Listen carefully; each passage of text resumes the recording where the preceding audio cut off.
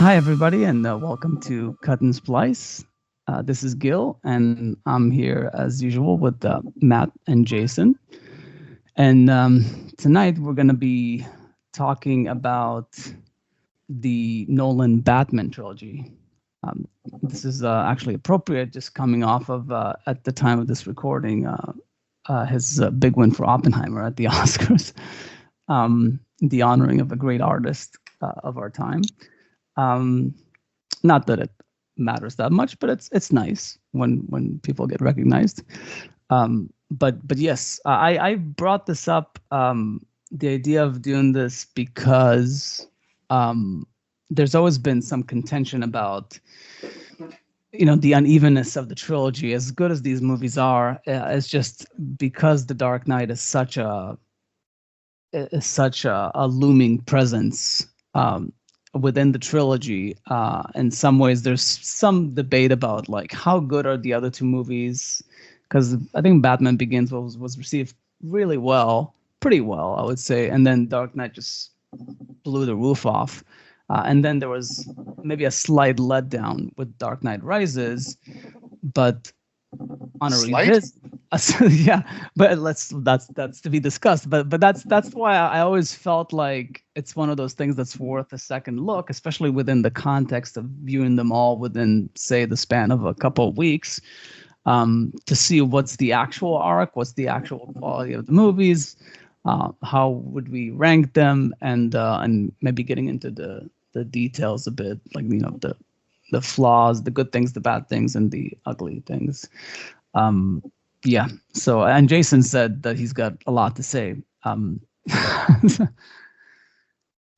um, so I'm assuming, how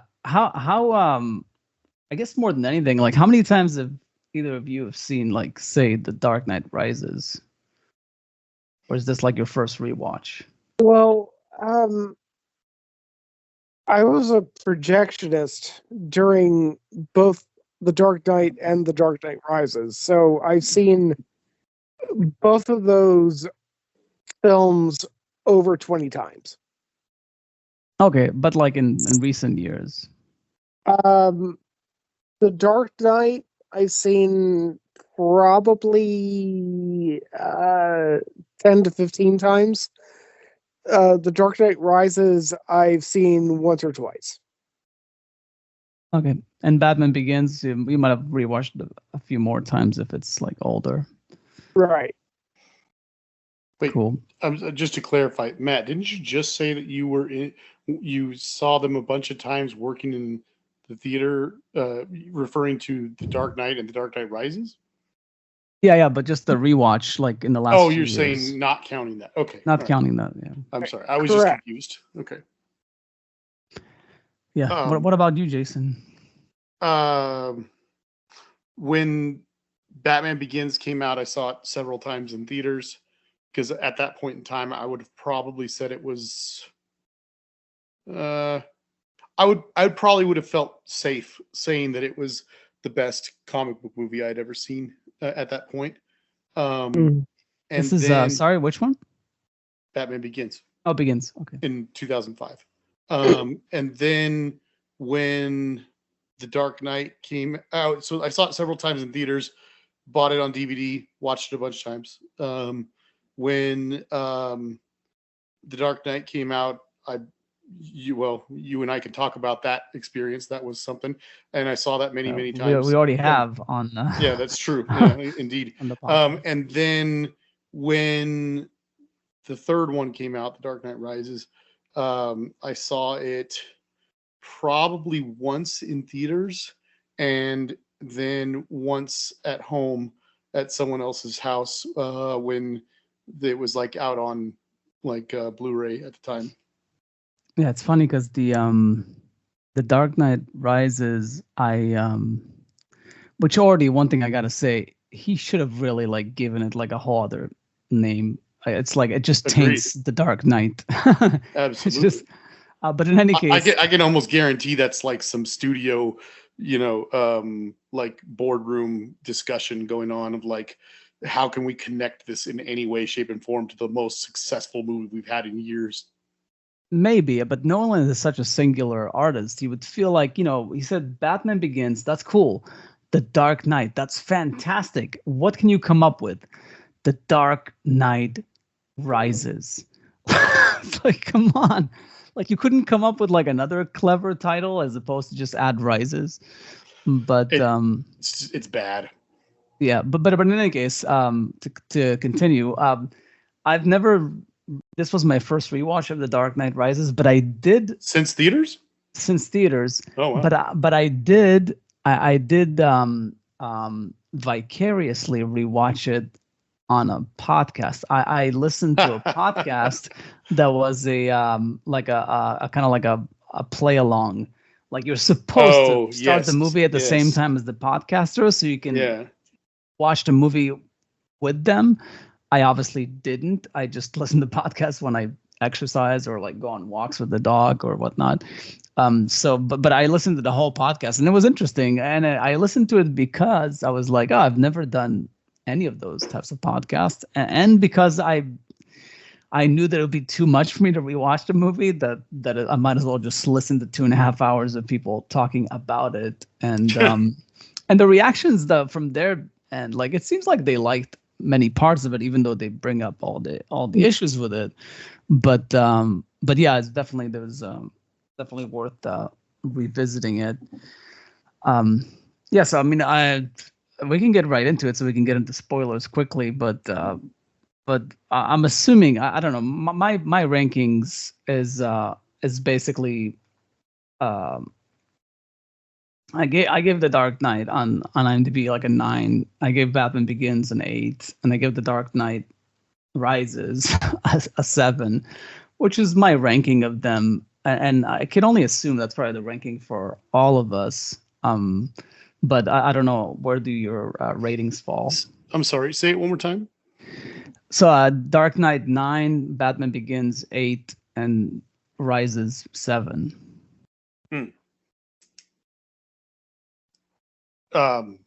I'd probably put The Dark Knight at a 10 and Batman Begins at like an 8, maybe 8.5, and I'd put The Dark Knight Rises, the third one, at maybe like a 6.5 or so, maybe a 6 or 7. It's hard to say. When I think about its positives, I want to give it a 7, but I don't really think it deserves it. Yeah. So you just go for the extremes with the two edges. Okay. What about you, Matt? Geez. Batman Begins, probably like a 7.5. I mean, it's a really good movie. Like I don't want to diss the movie. It's just, it has its problems. The Dark Knight, I would give it a 10 out of 10 if, for the love of God, can Christopher Nolan finally figure out how guns work. Yeah, we need to talk about this today because now I rewatched it, so we can talk about that. But okay, I'll give The Dark Knight a 9, and The Dark Knight Rises. There are just so many problems. I mean, we'll get into them. Don't worry. Yeah. So, yeah, I'll give it a 7. So, but I mean, it's a fine movie, but holy shit, does that movie have a lot of problems with it? So, yeah. Yeah. No, and I thought about this because these are ratings that I just saw on IMDb when I looked up the movies now. But yeah, like I really feel like my rating of Batman Begins was almost like an appreciation, because I remember when it came out, there was like an appreciation, like, oh wow, finally like a Batman movie for adults, like it's taking the subject really seriously and very realistically and blah blah blah. And I think that's why I give it an 8, because I heard those murmurs. But the more I think about it, personally, I do think to some degree that it's a 7, and I might even like agree with Jason by the end of this episode, if not even now, that The Dark Knight Rises should be a 6, just to distance them a bit more from the Dark Knight. Because I put Batman Begins at an 8. Yeah, so I'm saying, but I'm saying like The Dark Knight Rises, you gave less, right? Yes, that's true. You gave like a 6. Yeah. But no, I think you liked it more than me for sure. That one. I'm just saying that I'm dropping them both while keeping The Dark Knight. I see. A 9. Because I do feel like I gave Batman Begins a bump because it was the first one and it was unique and it was like a new type of Batman. But watching it again, I'm like, it's the shortest of all 3 movies, but it's got pacing problems, and it's similar to The Dark Knight Rises, and we'll get into the details. But I really think it ultimately comes down to the fact that both those movies, and I get that there's something nice about that, but I just don't think there's enough Batman. There's just not enough Batman in Batman Begins and Dark Knight Rises. And I understand that it, especially for an origin story for the first movie, it sort of works, but it kind of takes its time with the whole training and everything. And I do think, and we can get into the more details on that too, is I do think that like the whole Ra's al Ghul thing, like he's just a Debbie Downer. Like I know that in a way he's like the framing thing of this whole trilogy. And I get it that Nolan wanted to like steer away from like the kooky, because he wanted to make it as realistic as possible. So he stayed away from Robin becoming Robin during the trilogy. He stayed away from like going too catty with Catwoman. He didn't want to go with like a Penguin or like a Riddler. All these kooky Batman characters that are just a bit too far-fetched. But at the same time, it's just like the whole Ra's al Ghul, the whole like killing everybody versus no killing the Batman, thing. He just kind of bums out the whole thing. Like that's why the trilogy truly takes off when Nolan lets loose, when he lets the Joker out of the box and Harvey, go nuts. Like that's when this trilogy really flies. And I wish, even though I appreciate what he was trying to do with the other 2 movies, more realistic, more like an atom bomb, like this and that, all these like heavy consequences. It's ultimately a Batman movie. That's why I feel like I would rank like especially the first one and maybe the second Tim Burton one over the Batman Begins in the Batman ranking is because as good as it is as a movie, it's just not that fun. It's The Dark Knight is fun. Batman Begins and Dark Knight Rises are good, solid, entertaining movies, but they're not fun. And I would feel disagree like with Batman needs to be fun.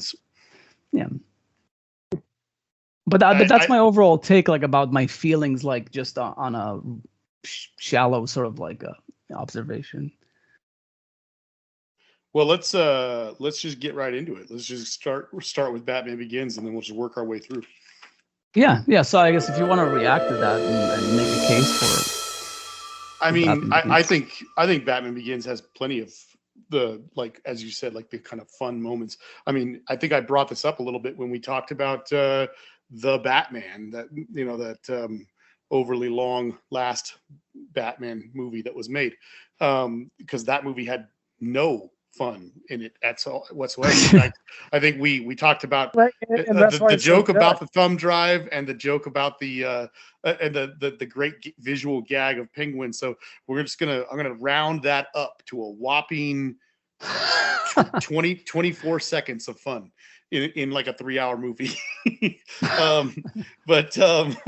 Anyway, some action sequence. No. I don't mean to say action sequences are exhilarating and great and awesome.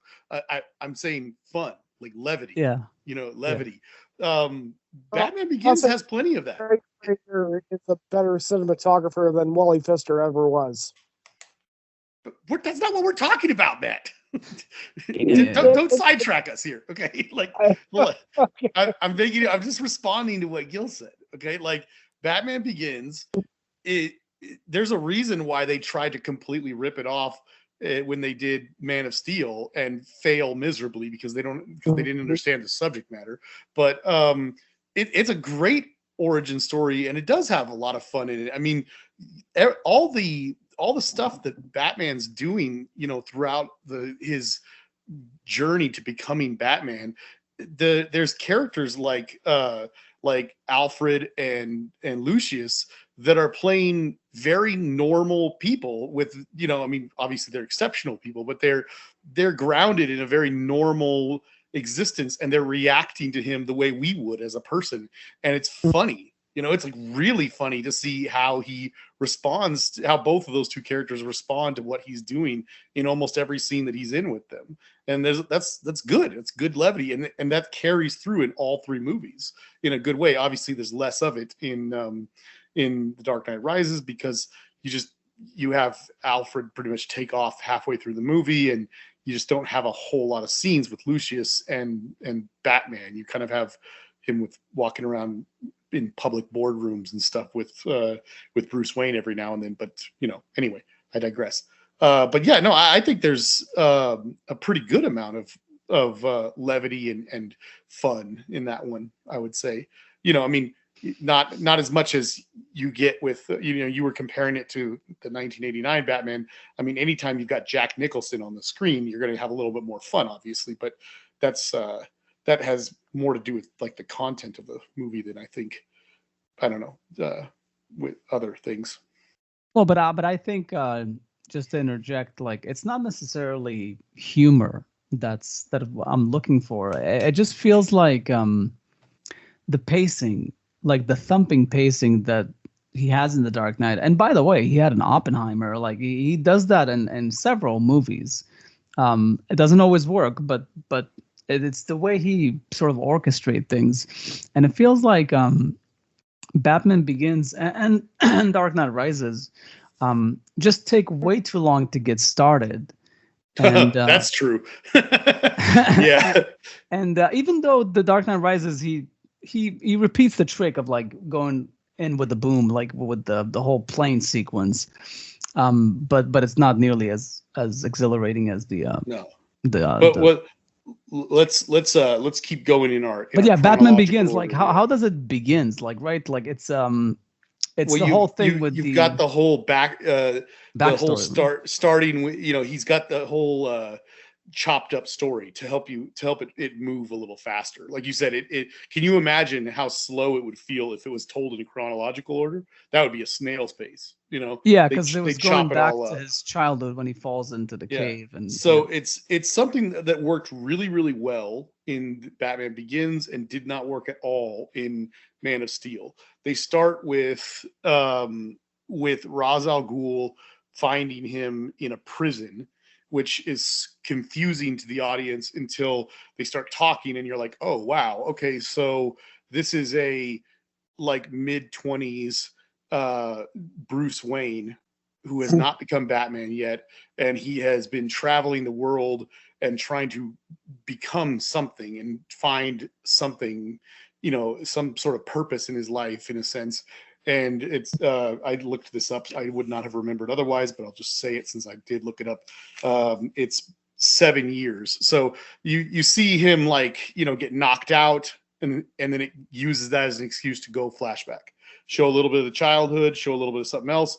Then it goes back to him, going and training with Ra's al Ghul. And then it's like something else happens, like a drug scene, where he gets the flower thing for the first time and he gets drugged.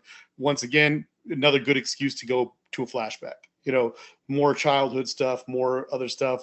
Eventually they cut to him talking and training with Ra's al Ghul one-on-one, and he falls through the ice. Another perfect moment for a flashback to like the parents dying or whatever. That I don't remember if I'm getting these right in the right order or whatever, but at every moment, what he's training him to do, what he's talking about, what's relevant to the story happens to be what's relevant in his past that they flash back to. So it's really well put together in this story. And by the time you get to him to the events that happen on the mountaintop, to him leaving the League of Shadows and all that stuff, and returning back to Alfred and flying into Gotham. It's like finally the movie is starting, and yet we now, even though it took us a while to get there, we now have the basis of exactly who Batman is, what led him to this point, the flashback of him, going to kill the mobster and blah blah blah blah blah, or not, sorry, not the mobster, going to kill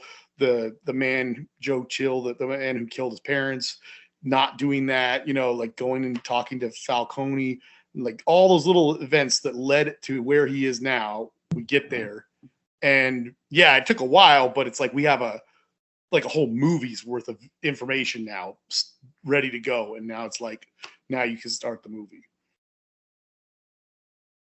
Yeah. Now we can start the movie. It's a long beginning, but at least it's an origin story. And it's amazing that like he's able to squeeze it in 2 hours and 20 minutes. So yes, yeah, that's true. I do find it. We didn't bring it up before the spoilers, but I find it interesting that that Dark Knight Rises, for all intent and purposes, is better reviewed than Batman Begins by the audience and the critics. Absurd. Which is weird, right? That's what I want. That's exactly what I want to talk about when we get to that.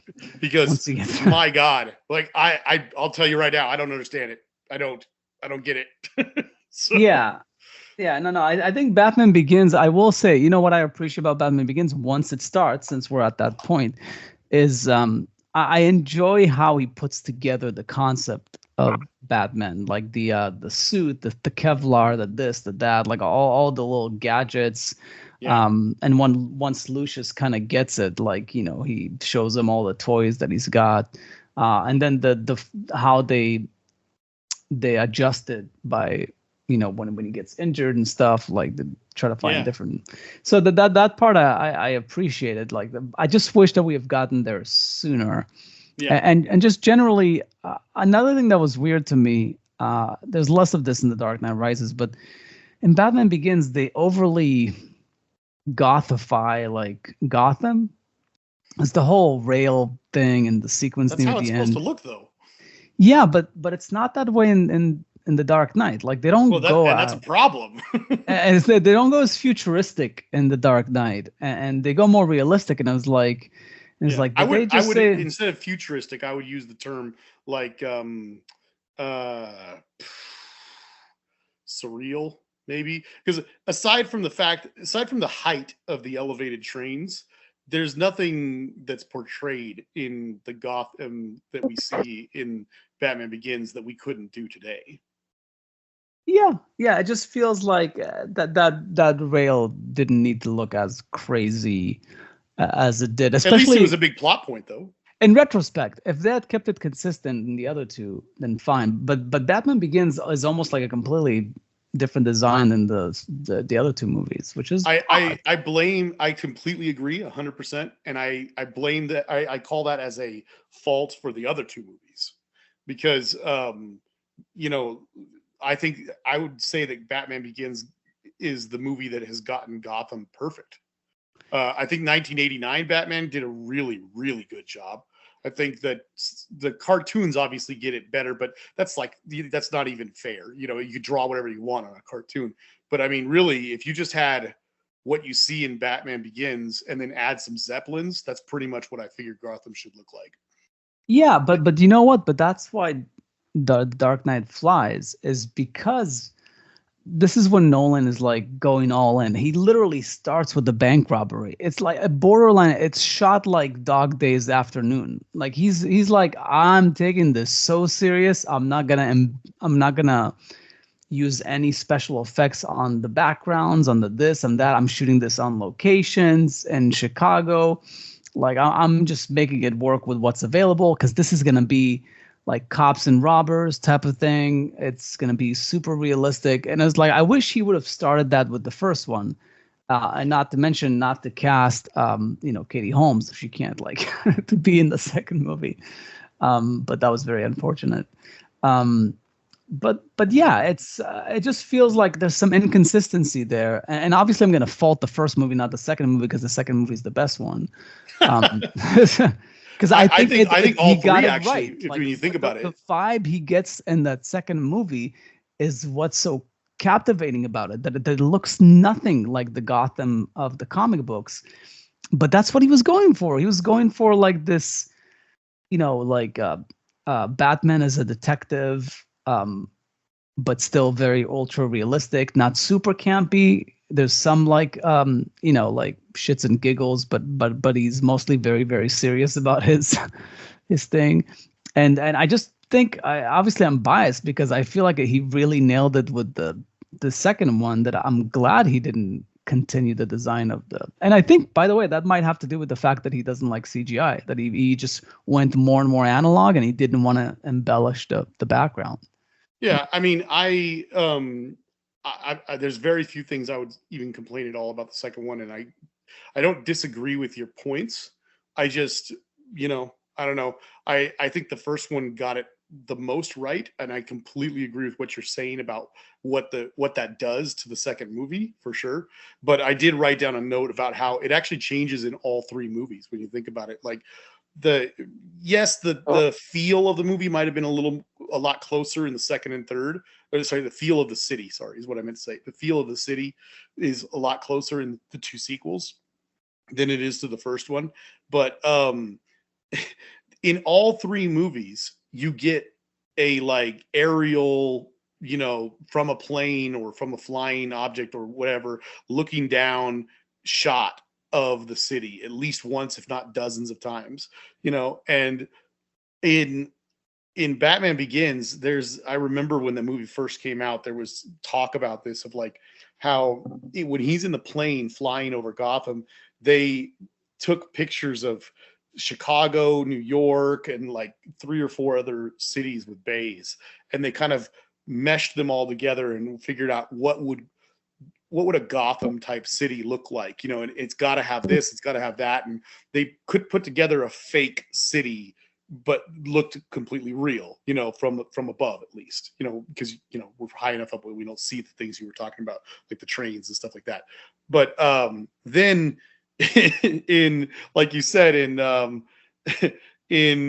the second one, in The Dark Knight, it's literally just actual footage of Chicago from really clever angles, and so it's completely down to earth and whatever, and it is an actual city. And then but for some strange reason, you look at the Dark Knight, and you'd almost think that maybe it only had one edge that was touching the water, possibly, or something like that. But suddenly you see the third film, and we're basically on Manhattan. Yeah, it's like an island. And it's a long, skinny island with bridges all around it. It's like, this is so bizarre that in that third movie, I get the shift, the one that you just talked about.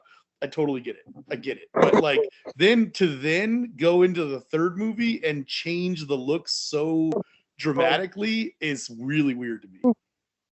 Yeah. Also, to get Matt in here, I did notice. I wonder, like, what do you think, Matt? The the look of the movies too. Like the first one is very like orange tint to it, like very like warm tones consistently throughout, and then they sort of drop it in the other two movies. I don't know why. I found that like interesting. I agree.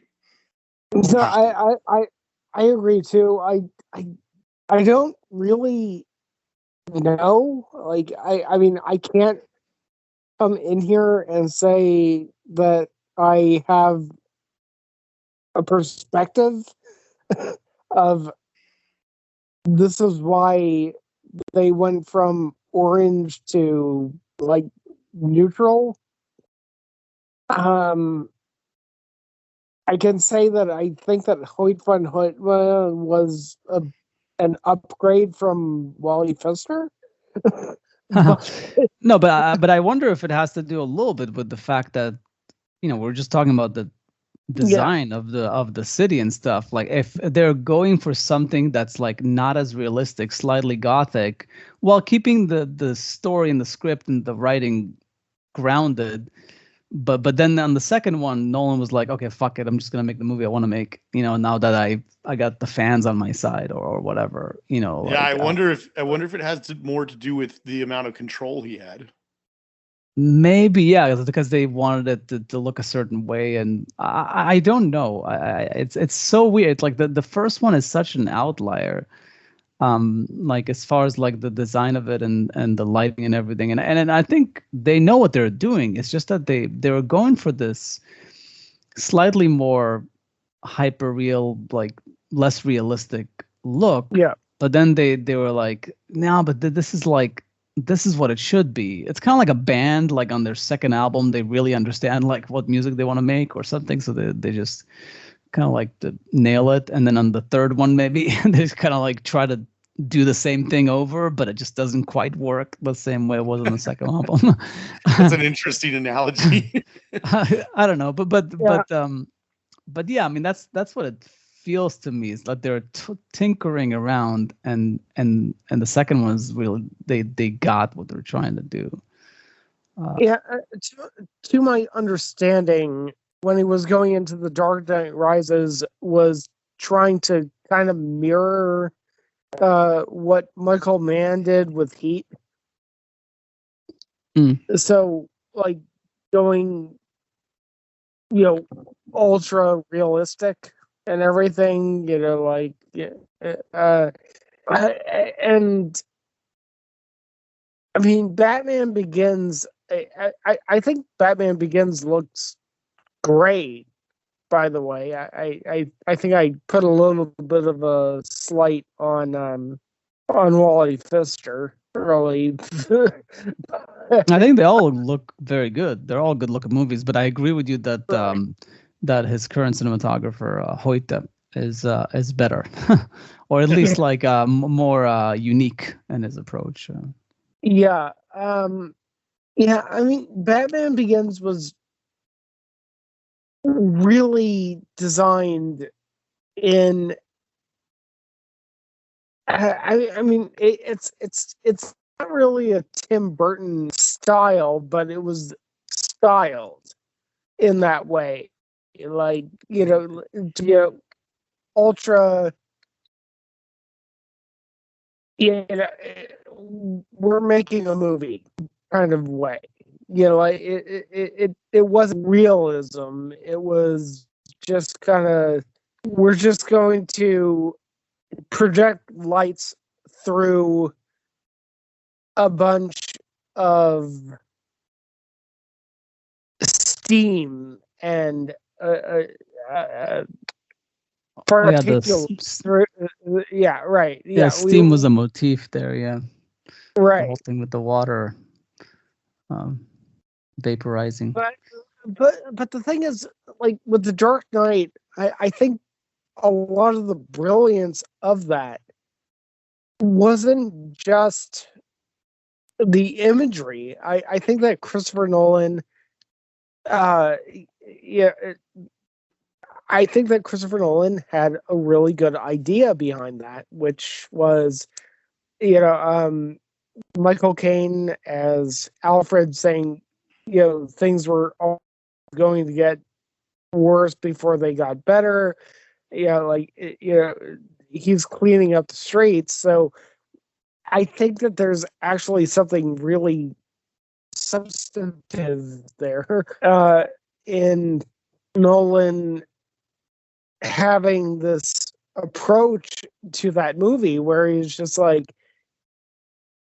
things are going to look a lot cleaner. Oh, on the second one? Yeah, in The Dark Knight. Yeah, I definitely think that there was some thought put into that for sure. But but that wouldn't that be cleaner in Dark Knight Rises? Because that's like the period of time of peace and whatnot before. I think what Matt's saying, and please feel free to correct me if I'm wrong, Matt, is that you compare the first one to the second one, and it's like supposed to reflect maybe that the city's getting cleaner, and then maybe there should have been some more of that, but then the third one they kind of dropped the ball. Or at least like they could have, Yeah. what I thought, maybe Batman Begins is the dawn of the age of Batman. So it's kind of like yellowish, kind of like magic hour, like, or at least morning, and then if the Dark Knight Rises was just very dark, like borderline the Batman dark, then it would have made sense, because then you had the second one was the more even realistic. I mean, even like the interrogation scenes were like too bright, I feel like, in the Dark Knight, which I like. I like that fact that they're not going for this like ultra like in the shadows and stuff. It's all just wide open, and it's magnificent because the performances are so good and it lets them shine. Um, but but yeah, I don't know. I that's just neither here or there. But but it's just something that I spotted that was like, it's so weird. And you know what? And I like that. I like orange lighting. I like to tint my lights when I shoot and stuff. But it felt like the whole movie, like if unless it was like an exterior scene, like they just made like any like almost any light was like a yellowish light. But yeah. Mm. So when it comes to the first ones, I'm sorry, to Batman Begins, the one of the things I really love about it is just this little, theming thing that Nolan did.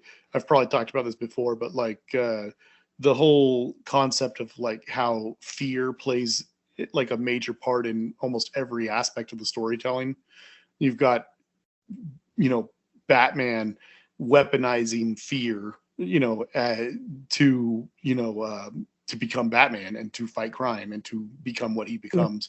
But then you've also got like all three of the villains doing the same thing to some extent, in some way, shape, or form. They go out of their way to explain how the crime boss is using fear as a weapon for power. I mean, when he's in that diner or whatever, that dive place, he's telling him that he can shoot him right there in front of a judge and two off-duty cops and something like so on and so forth, because they're afraid to do anything about it. And he says something like, "That's power you can't buy." It's not about his money; it's about the fear. And then of course, Scarecrow is literally using fear, and then Ra's al Ghul is doing the same, which is just fascinating. Yeah, I think it's a good observation. I'm not even sure I clung to that at any point. The fact that, I mean, Batman, I mean, he uses fear, like symbol of like, yeah, somebody from the shadows and all that.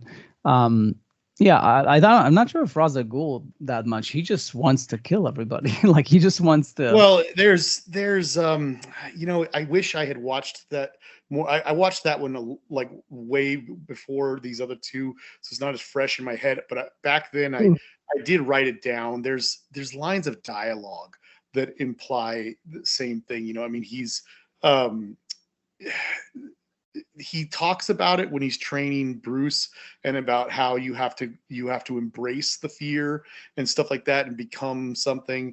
But then there's more to it too. It's like something about the end, the fact that he used the Scarecrow to create the stuff, but when all their other plans failed, he decides he's going to destroy Gotham by causing everyone in the town to be hallucinating on the fear drug, that it's going to rip itself apart or something like that. Oh, I see. That's what it was. Yeah. So it's the fear. That one's the less, they had to bend him more than the others, because everyone knows that Batman uses fear. Everyone knows that Scarecrow is like the master of fear, and explaining the whole mob boss thing using fear is pretty straightforward. Like in the comics, Ra's al Ghul is much more, he's more like intent on, he's not like, he's not trying to destroy major metropolitan areas because they are growing too, I don't know, disruptive or whatever. That's part of the whole trying to like bring his character down to earth and, make him a mortal man rather than a like multi-100-year-old person who's immortal and stuff like that.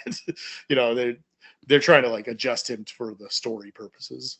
Yeah, which one thing I found interesting about that, and it leads us in a way into the Dark Knight, unless there's anything else with Batman Begins. But I was gonna criticize it a little bit when we got. Oh yeah, sure. Can do that also. But I like that idea of the fear thing, and it is interesting that that it shows that Batman. I mean, they're all doing shades of the same thing. They're all using the same tactics, but for different reasons, for different like end goals.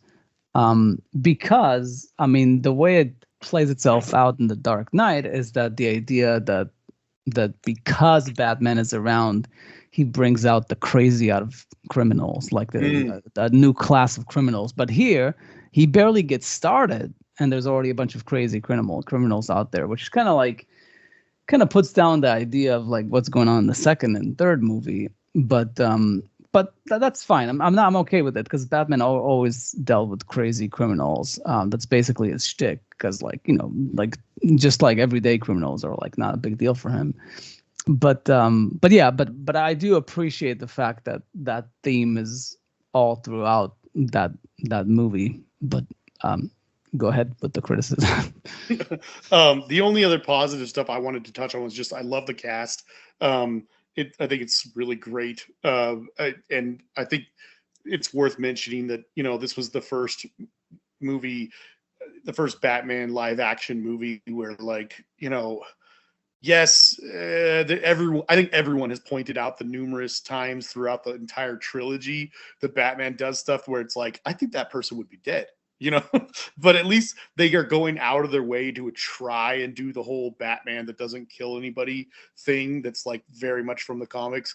And up to that point, they had not really done a good job trying to portray that really.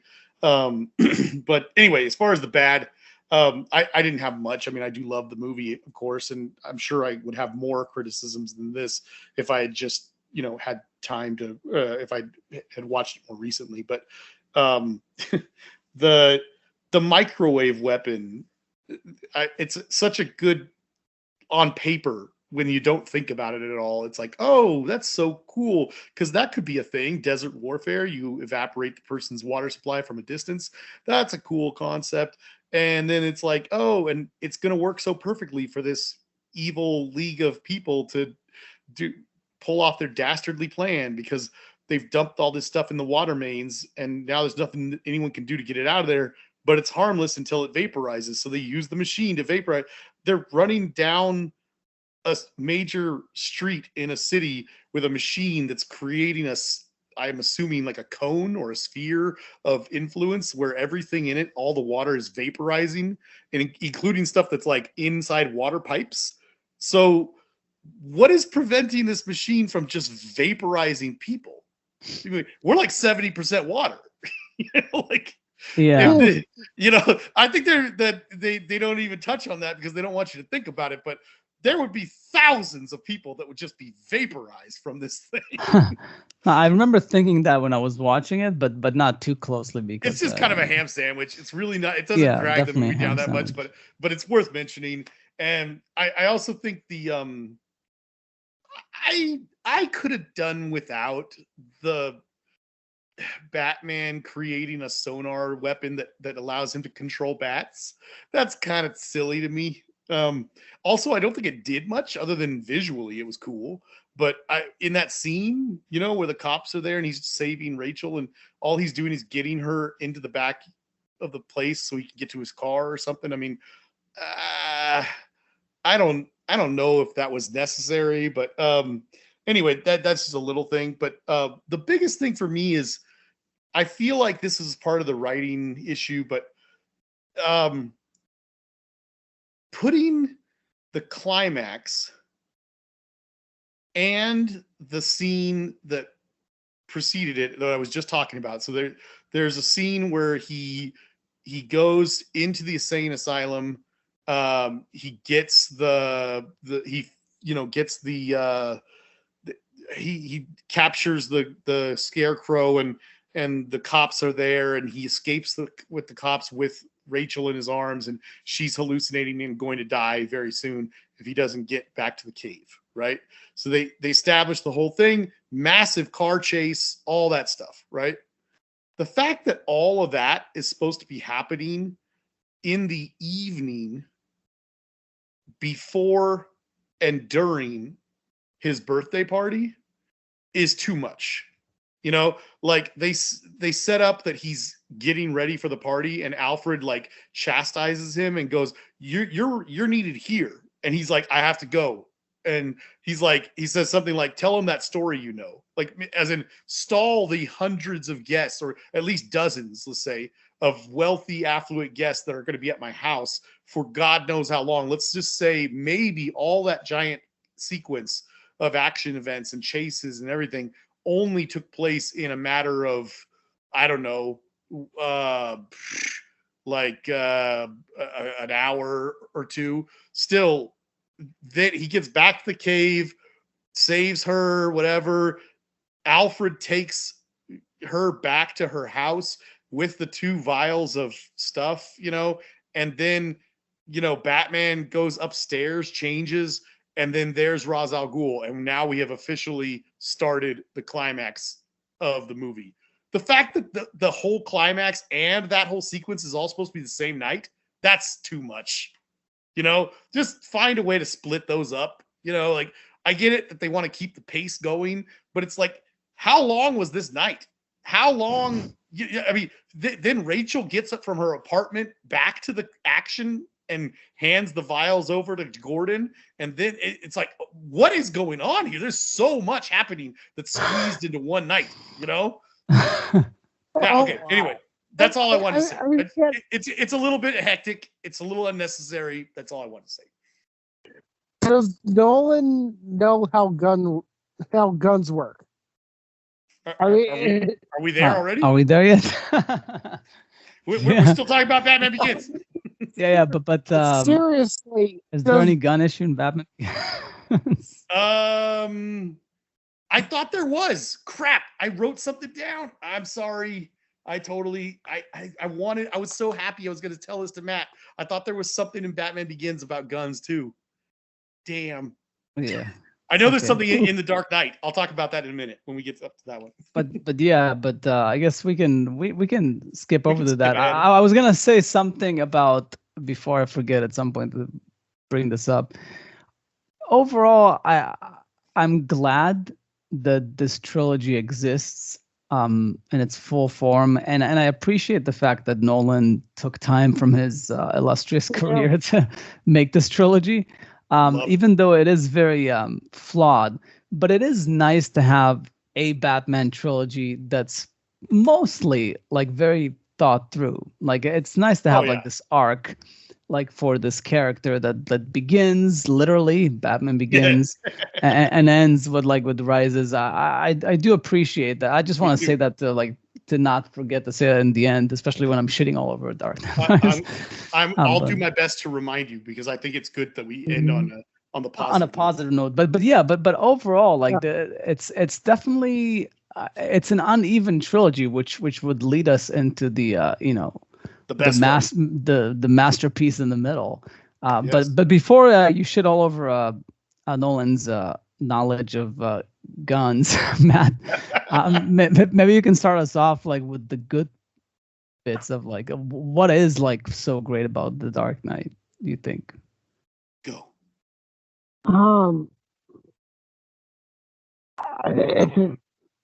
The philosophy. Yeah.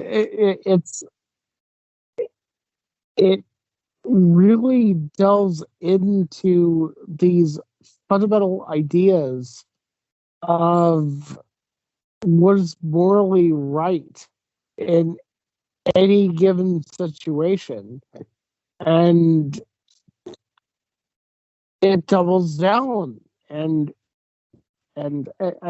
Heath Ledger as the villain is probably one of the best moral philosophers that we've had in cinema for 25, even though he's the best. So yeah, the Dark Knight is, it kicks you in the teeth with moral philosophy. It's pretty great. Yeah. Um, yeah, I mean, that's definitely part of it for sure. And there's the whole privacy thing towards the end with the whole thing with Yeah. Fox. I guess it plays on that too, which is the whole It's kind of about terrorism at that point. yeah, exactly. It is a bit of which was interesting. That's the other aspect of Nolan, which I'm trying to think in Batman Begins if he had anything he brought from real life to it, because The Dark Knight is basically whatchamacallit, the Patriot Act. It was Yeah, basically yeah, like the idea that like one person would have, or let's say the government in reality would have more power because of this concern, and how immoral that is, as long as that one person is willing to let go of that once the the danger has been averted, Uh, because it's an immoral thing. Whereas obviously the government will not, because you know why let go of right. power. yeah. And then the fact that, like, we'll get into it more, but Dark Knight Rises, he plays on the whole, like, whatchamacallit, the financial the 99% thing, protest that was going on at the time. He was kind of like Less subtle, unfortunately. yeah, but Batman Begins doesn't seem like it is more based on the whole fear thing. Um, it's got a little bit of the chaos in there. The whole idea that if everybody's like drugged by the fear thing, it would create chaos. It's Yeah, just that the Joker wanted to create chaos, um, like without drugs, like just yeah, by once you like infuse chaos into a situation, all of a sudden people lose their moral compasses and yeah. stuff, and that was Uh, the idea. I love it for its theming. I love yeah. it for its character intros. I love it for its pacing. I love it for its tension. I mean, I could just go on and on and on. I mean, like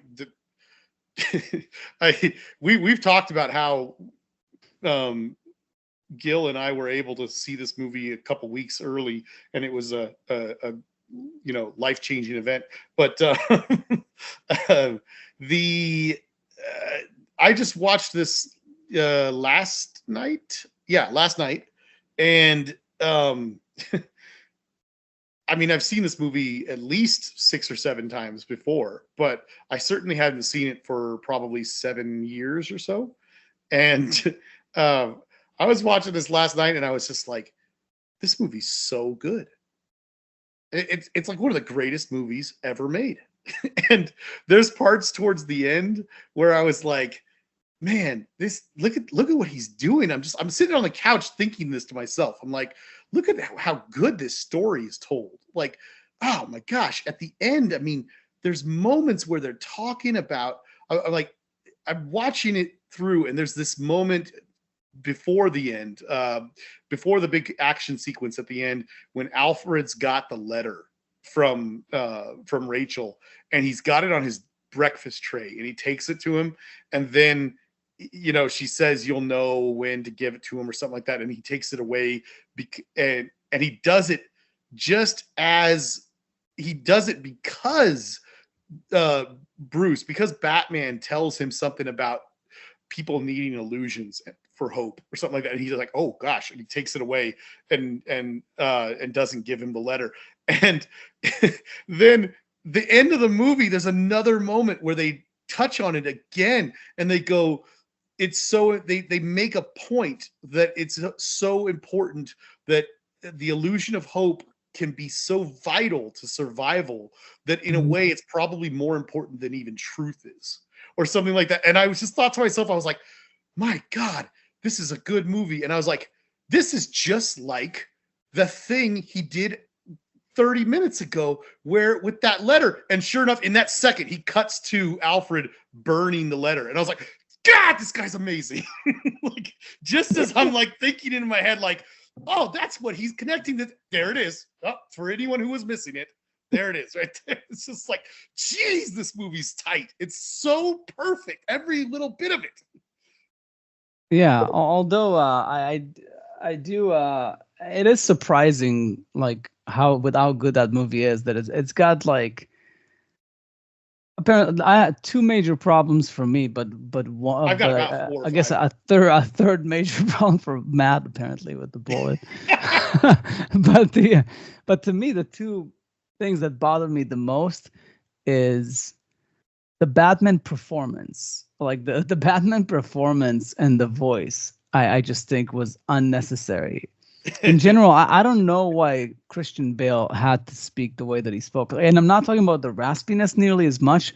He's got a thing with his mouth that I don't know if it think it's was the cowl. the I think cowl. it's doing it to him. I think He's like Yeah. he's like his mouth is like struggling to get the words out, and that's just like a bad design. They should have like not done that.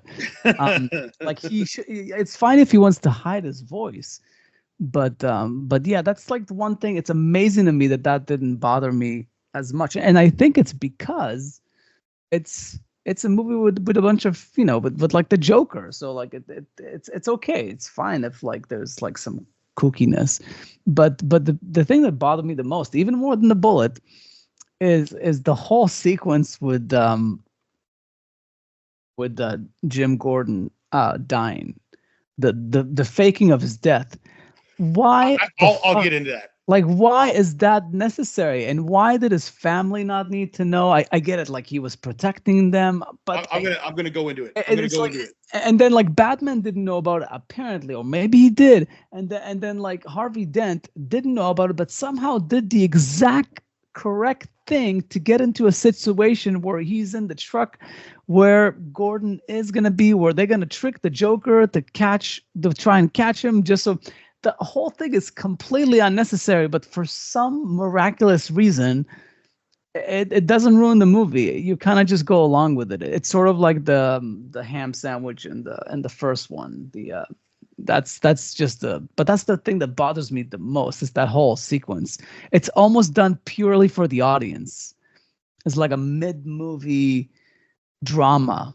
No, Jim Gordon's dead. No, he's alive. Like it's purely for the audience. Somehow everybody goes along with a plan that nobody knows about. So I could definitely respond to that. I mean, I've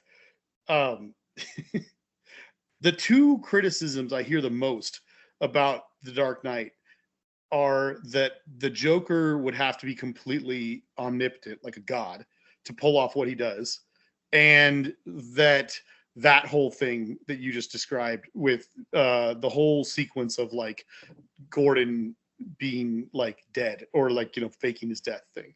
And I think that while both are slightly convoluted, watching it this time, I started taking some notes, and I think it's all there. I really do. I think, with a couple tiny exceptions, I think it's all there. I really think it all makes perfect sense. Like, first of all, just the Joker thing, because everyone brings that up. He very clearly describes himself as a guy who doesn't have a plan, and then he starts actually kind of illustrating that in numerous scenes. Now, I mean, it's not spelled out for us like openly, but I do think that what we're supposed to glean from all of his performance and all the scenes he's in is that he's a guy who has all these contingencies set up. He's got all these people working for him that are strangely loyal to him because of their psychoticness or something, and how they're drawn to him and whatever. But he's, you know, he's got all these things figured out, and that he can rely on at various moments. And it's like the people see it as like this masterful plan that worked out beautifully. I don't think it's supposed to be a masterful plan that worked out beautifully. I think, like, in the scenes where he's, you know, that whole sequence with I'll tie this into the Jim Gordon thing. You know, he sends the message on the Joker card with the 3 DNAs on it. So he's telling them that there's a hit list: the judge, the commissioner, and who was the other one? The mayor, I think. No, I'm sorry. The judge, the commissioner, and Harvey Dent. Oh, He succeeds at bombing the judge's car, kills her. He succeeds at poisoning the commissioner, kills him, and then he attacks Bruce Wayne's penthouse and fails to kill him because Batman was there. So Batman foiled his plan.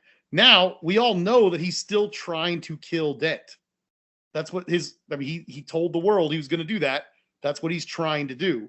And so now I'm sorry to be, weird about this, but I'm going to pivot on this.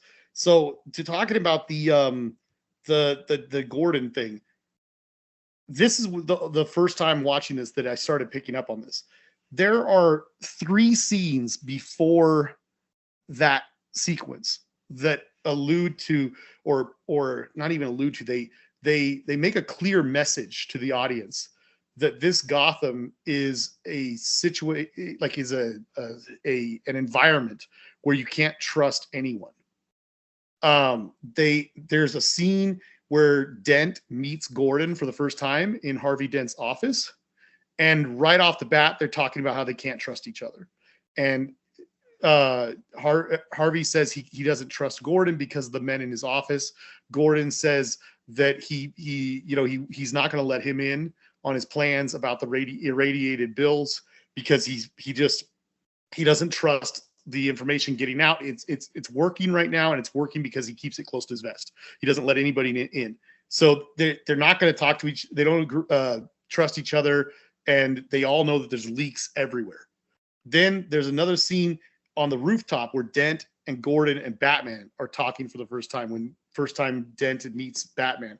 Again, they're talking about not being able to trust each other. There's all this stuff of not being able to trust each other. Batman and Gordon trust each other, but they don't trust Dent, and Dent wants in, but they don't trust him. And again, they start bringing up the leaks. They start bringing up how nobody can be trusted outside the circle. Then you've got another scene where Batman is talking to Lucius he's Bruce Wayne at that moment, but he's talking to Lucius, and Lucius asks him a question about something he's doing, something he's planning on doing. And Batman, or Bruce Wayne, even tells him, one of his most trusted people, he says, I'm not going to tell you. I'm kind of like keeping this all to myself right now. It's so vital that nobody knows what we're doing. So agree with it or not, the movie sets up this environment where there's people leaking information and they can't trust anyone. And then towards the end of the movie, a lot of the devastation that happens is because of leaks, because information is leaking through the dirty cops and the various people who are not loyal, and so on and so forth. So that's the environment they set up. So when they have this parade scene and, the Joker tries to kill what is it? Is it Harvey, or is it the mayor? I don't know. Whoever's up on the podium at the time. Gordon jumps in front of the bullet and gets hit. And then his loyal cop guy runs up to him and looks down and goes, "Oh God," and he's like, "Oh crap," whatever. Look what just happened. And then cut to everyone saying that he's dead and so on and so forth. I mean, it's pretty clear when you look at it that that's a plan from Batman and Gordon. They talked about it ahead of time. They said, and he's like, if something happens and we have an opportunity, I'm gonna. He says later, he says, I had to pretend to be dead so that they don't come after my family.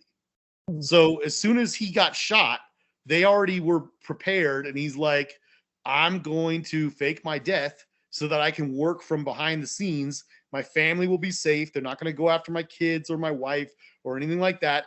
And we can make this play and make it happen. And sure enough, everything worked out because, Dent, doesn't allow Batman to come forward. And that's all pretty well explained as to why. And then, he says he trusts Batman to save him. Batman does save him. And at the last moment, the Joker is too powerful. He would have killed Batman and probably killed Dent. But luckily, Gordon is keeping an eye on the situation, and they don't expect that there's somebody worthwhile there to actually make a difference. And he saves the day in that moment. Like he was the extra layer that Batman needed as a fail-safe. The extra layer. And then people say the criticism that people have going back to the first one is that people go, And so, like, the Joker is so omnipotent that he knew all that was going to happen. No, he didn't know. He just knew that he needed to either break into the police station or get himself into the police station one way or another. And that's why he had a big fat guy get some C4, surgically implanted into him and get arrested so that at any moment he could blow the place up. And it just happened that he got caught. And he was like, all right, let's do this. And all of it played out the way that it did. But to answer everybody's question who didn't understand it, in those moments, basically Dent was not in on it, but he trusted them and worked it out and did his part, even though he wasn't in on the scheme. But how did he know that was the right play? Because he didn't know that someone would save them at the last minute. He knew that allowing Batman to unmask himself and give in to a terrorist was the wrong thing to do. Wouldn't solve the problem. Yeah, and he knew that this terrorist, as soon as he unmasks, or as soon as Batman unmasks himself, the terrorist is going to try and kill Batman and is going to and is still already trying to kill him. He's already on the hit list. So he's like, I'm just going to use myself as bait and trust that this guy's good enough to save me. Yeah, no, it's a good explanation, but it's still very weird. It's like, a little I don't know why his family would be in danger, because like he wasn't the commissioner yet, right? That's true. Gordon at that point. So like it's a bit premature, but what is so special about Gordon that he would be able to, like, of all people, he can have a SWAT team or something surprise the Joker if that's what it's about. Well, I think that's the purpose of that character that's riding shotgun with him, because that guy's supposed to be a SWAT team guy, and they have a SWAT team running with them. Joker outmaneuvers them and pushes them into the water. They have a whole SWAT team. Yeah. Gordon was the driver. Gordon's a cool-headed police officer who's a little bit better than all the rest of them. So exactly. Realistically, he's a character realistically, he's just a character from the comics, and he's going to make a difference because he's Jim Gordon. But in any case, well, I guess now to the bullet, and we don't have to take too long because we should get to the You're Dark right. Knight You're Rises. right. Real quick, Matt, I'll lead you in, Matt. Okay, so the beginning of this movie, bullet time. Batman. Let's double down on it. It's not just the scene that drives Matt crazy. The beginning of this movie, there's a character pointing what looks like probably a Mini 14 or something like that, like a small rifle at these guys in the scene where he apprehends the Scarecrow. Batman's got this like mechanical thing on his arm that makes him strong. He tries to like get inside the car with it, the mechanical grip thing. He grabs the barrel of the gun and bends it. That's like the same problem that these filmmakers don't learn from RoboCop all the way back in 1980, whatever, when RoboCop came out. You got a scene where the RoboCop grabs, the barrel of the gun and bends it in the guy's hands. The other guy would have to be as strong as RoboCop for that to make sense. Just like in Batman. I'm sorry, I don't care how much super strength you have. The guy's a human being holding a rifle. You grab the barrel and you bend it. It just is going to flip out of his hands. That's all. This is so stupid. Okay, go ahead, Matt. Take it.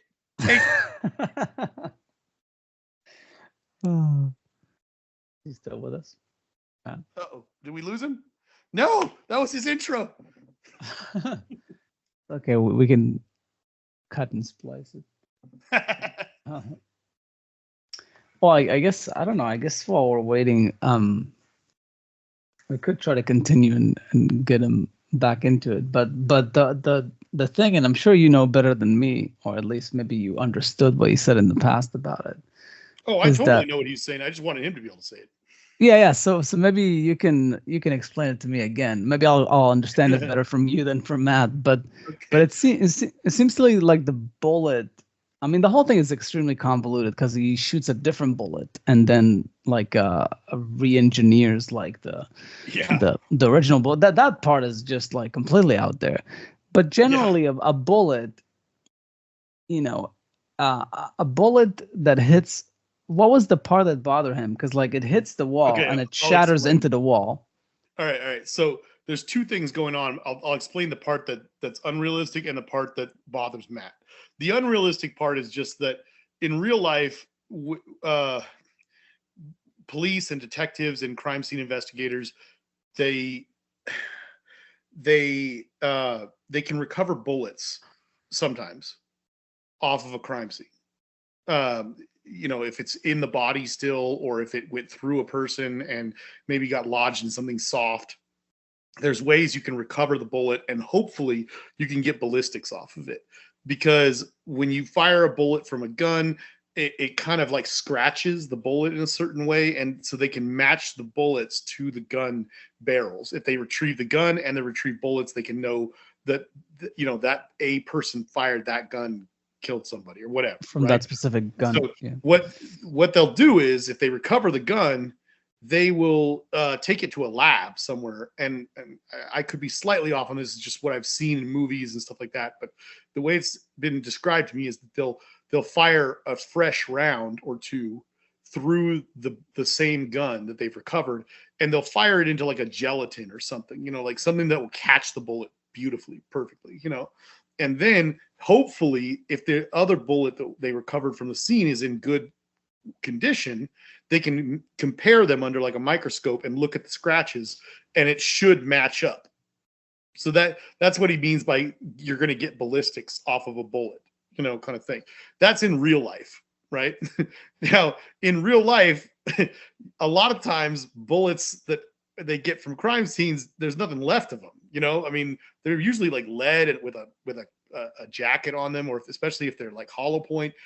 Bullets oftentimes hit something like brick or something like metal, and there's not much left of them, so you can't get ballistics off of it. And so that's the whole Batman aspect that they're doing. Gordon looks at him and he's like, he's got drywall right there, and he starts cutting the drywall, and he goes, "You're gonna try to get ballistics off of a bullet, off of a shattered bullet, like off of that hit a brick wall." And Batman goes, "Not ballistics, a fingerprint." And it's like, that's the most absurd thing. You'll never be able to do that in real life. So the movie's trying to go, Batman's got such good gear that he can recreate the pieces of a bullet so well that he could actually still get fingerprints off of it. So recreate the pieces, yeah. The pieces, yeah. We're using the computer and everything, and using that machine where he's shooting the bullets into multiple different things to kind of recreate the scene. Now, so far, up to that point, it's super unrealistic, but I mean, it's a Batman movie, whatever. A lot of his tech is unrealistic, Yeah. None of that is a bad storytelling. None of that's bad movie making. That's just a little unrealistic. The part that drives Matt insane, and me too, only far less, is that when the machine, the computer screen that he's looking at, recreates the image of the little pieces coming together and then has the fingerprint on it. The fingerprint is not on the tip of the bullet. It's on the side mostly. And on a bullet, the bullet is like a cylinder with a little rounded tip. Yeah. But when you load it into a gun, there's a jacket on the outside. And the jacket on the outside, the shell casing, if you will, covers like 2/3 of the bullet. Only the little rounded tip usually sticks out. So the part that he's saying he's getting fingerprints off a bullet and stuff, let's just table the fact that all that stuff's unrealistic. Even if he had the tech to do all of that, what it's showing it recreate is it's showing a fingerprint that would have been underneath another part of metal. There's no way there would be a fingerprint there. It doesn't make any sense. Oh, because in the animation recreation, it shows that it's like in the back side of the bullet, not the tip. Like the side. Yeah. Instead of the tip. Side. And to me, I agree with Matt. That's a flaw. It's something that should have been caught. It's nothing wrong with any of the script or the performances or anything like that, because all of them, when they were filming this thing, they're just looking at a blank screen that's going to be animated later. That whole scene could have been salvaged if the animators who animated that shot had showed the thumbprint on the tip of the bullet. Yeah. And they even have a line where he says, "There's a thumbprint from when they pushed the bullet into the cartridge of the gun." When they were loading it, basically. If they had just animated it that way, everything would have been fine. But they didn't. And so Matt takes this to the next level and just goes like, "This is completely insane." Like, it's ridiculous and whatever. It's a huge, horrible flaw. He doesn't understand anything about guns. By he, I mean Christopher Nolan. That's what Matt would say. At least that's what he said to me in the past. I take it as a mistake for sure, 100%. I just think it's a simple movie making mistake. Yeah, it's a very minor mistake, but the idea of like the bullet shattering, you can still get, and I can agree that generally when you put a bullet into a clip, your fingerprints will mostly be on the shell, not on the bullet itself. It's very rare that it'll be on the tip, because that's where the center of gravity is to push it in. Exactly. And in real life, most automatic, or most, if not all, automatic handguns and other guns, when you fire them, the shell casings eject out of the gun. And hey, he's back, Matt. You back? No, I can hear him, sort of. He rises. Damn it. Come back to us, Matt. How is that song? That song in the that third movie?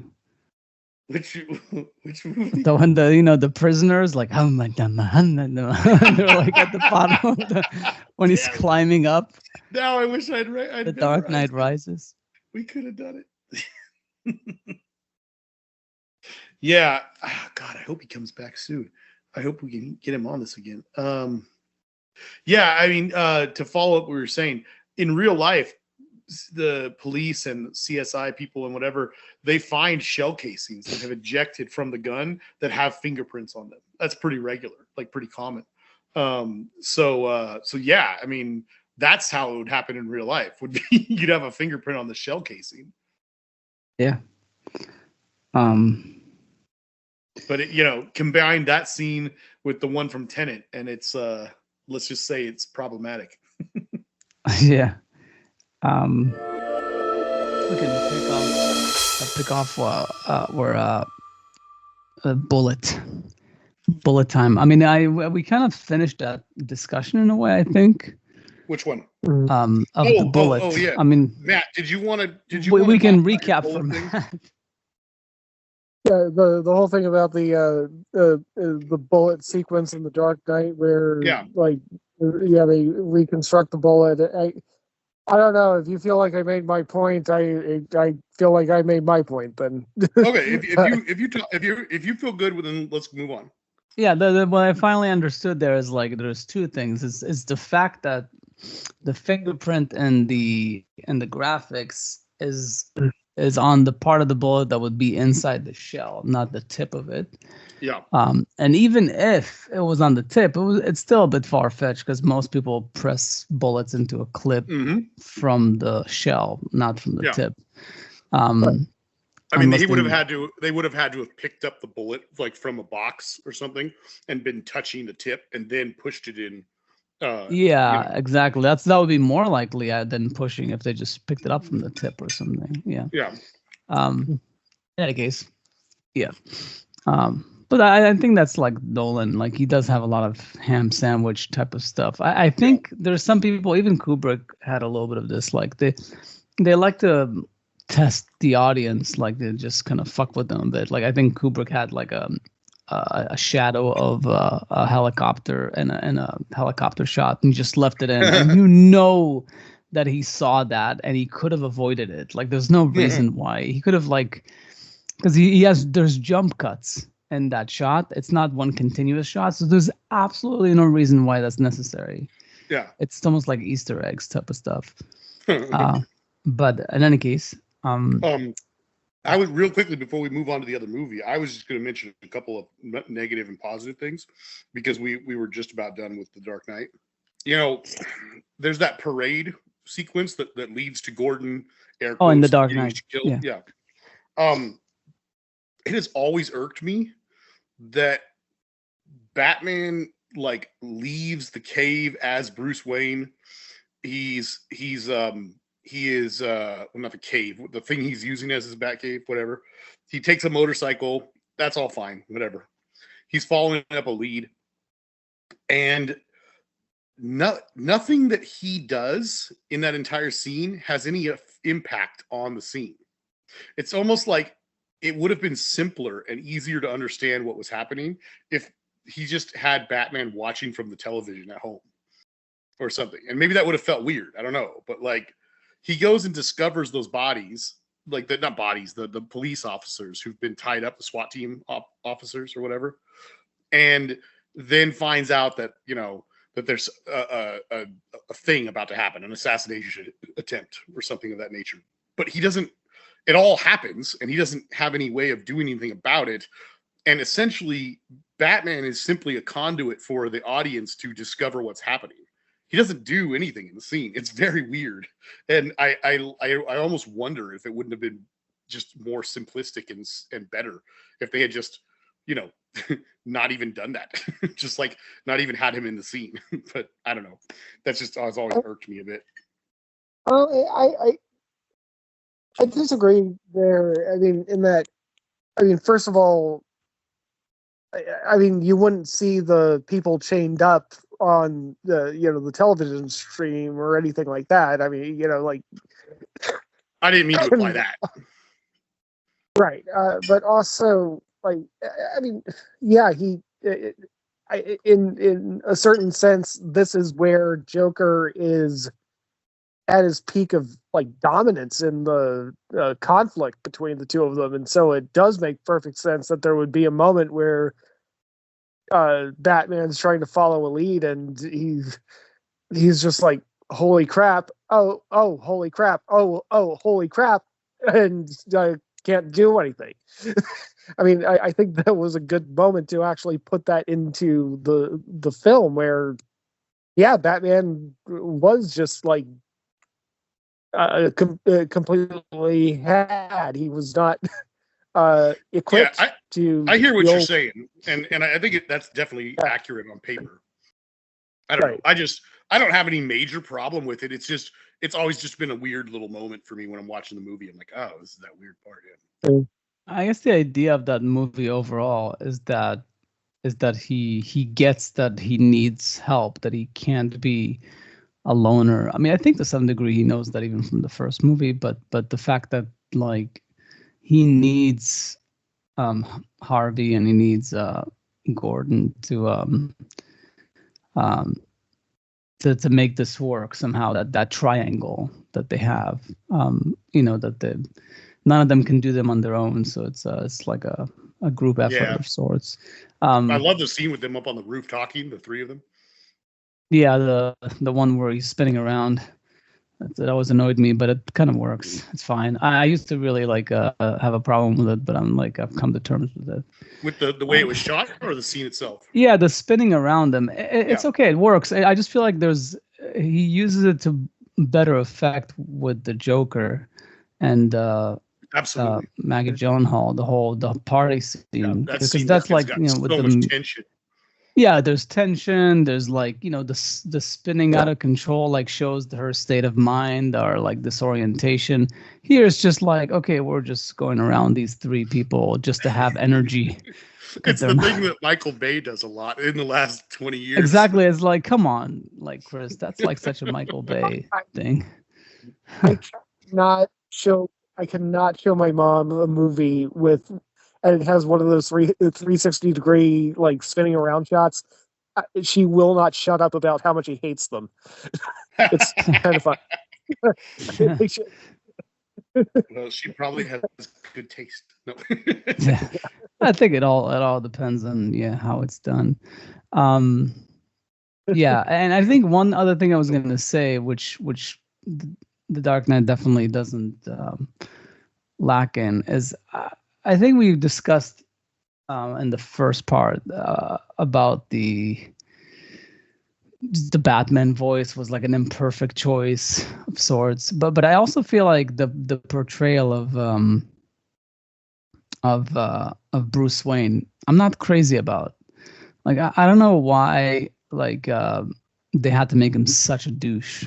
Like if there's this idea that like he needs to be really really douchey, like sort of like Superman, like Clark Kent has to be like really nerdy or something to like not not come across as like, but it's just like, and then like Rachel hates him, and he keeps trying to convince her like this is not me, this is like, like or at least in the first movie I think, and somewhat that's a big part of the first one. yeah, it's just a lot of it is just I don't get it. I really don't get it. That's why I think I shared with you that video that Kevin Smith said about like why he thinks Michael Keaton's the best Batman is because I really think like his Bruce Wayne was definitely the best one to a degree. I feel like because he is a loner. He is like, seems normal, but under the surface he's always like thinking. He's always distracted. He can't keep a relationship. Like he's but he acts better with other people. He does what he needs to do. He doesn't come off as a complete asshole. Like what's the motivation for Bruce Wayne to have his persona be a major asshole in high society in Gotham? Like, isn't he supposed to be the son of a huge philanthropist? People who do good in the world. Like, why come off as an asshole, like rich kid? That's a very weird choice. I don't get it, but maybe it is that way in the comics. I don't know. I don't recall that being the case in the animated show. I hear what you're saying. I mean, I think that that the when you talk about comic books, again, you've always got, especially Batman, Superman, and stuff like that. You've got decades, almost 100 years now of, in some cases, of comic books that we're talking about with dozens, if not hundreds, of writers. So there's always different interpretations of characters and things like that. There are definitely moments where, where they've talked about like for instance, where one or two of the Robins are talking, or like Robin's talking to Barbara or something like that, but they're discussing Batman. And there's like moments where they're talking about like the person he is as Bruce Wayne and how he's kind of different and fake or something like that. But they were saying there's times where they've said, I don't even think that Batman likes who Bruce Wayne is. Mm. Which is a very funny and interesting perspective. Now, does that mean that that's how it's supposed to be? Not necessarily. It's just that is an author's take, on the situation. I agree with you. So in a way, like Batman is what's the word? Maybe projecting. Not only projecting, but also sabotaging Bruce Wayne to some degree. I don't know about that.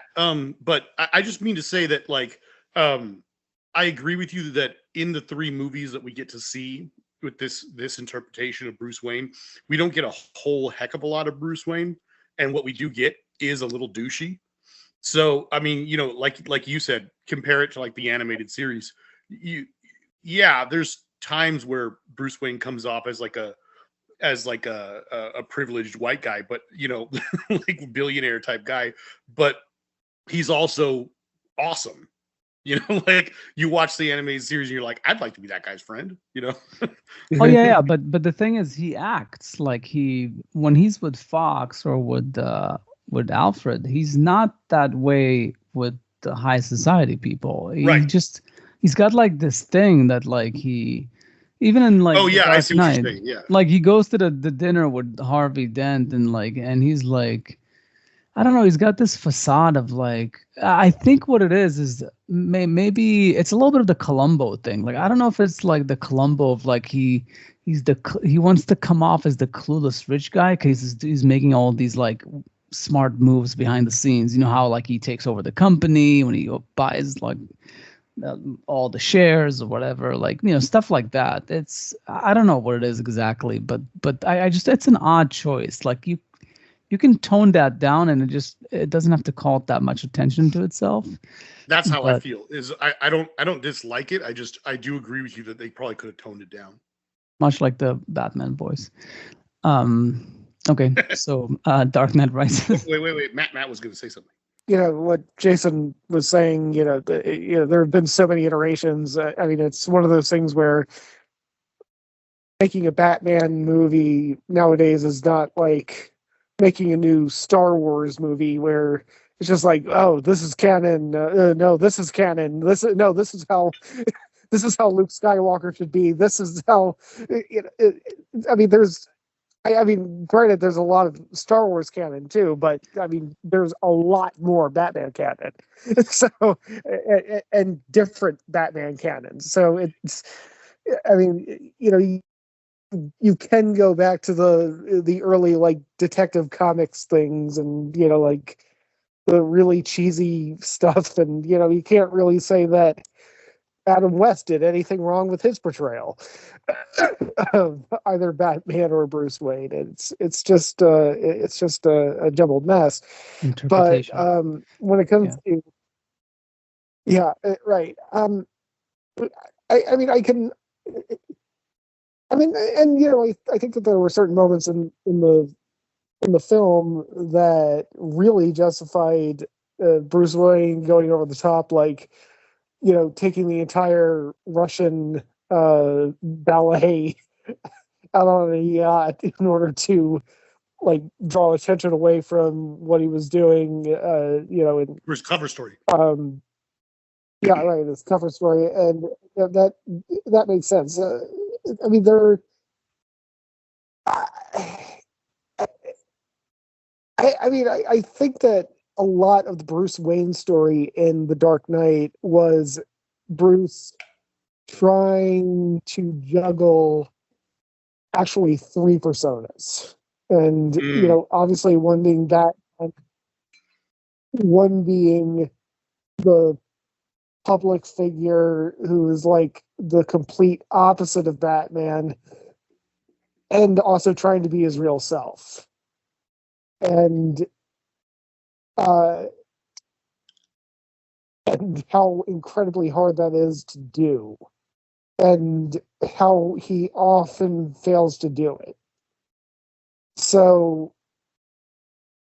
that's what came to my mind. Yeah. So, one of the things I was going to say that I'm sorry. Go ahead. Was it perfect? No. Is it still probably the best superhero movie ever made? Yeah. I would agree with that. Yeah, I guess, is there another one that comes close? I'm trying to think. I think there's some that come pretty close, but only when you think about the fact that this is a very specific stylized superhero movie. So it's like if you were trying to say, are there superhero movies that are a little more accurate to the comics? Then I would say yes, but does that always translate to good? No, not always. Yeah, I mean, I think definitely. I'm a big fan of Superman too, but still, yeah, there's definitely a level to this that's just really trying to make it all work and make it all like be very real.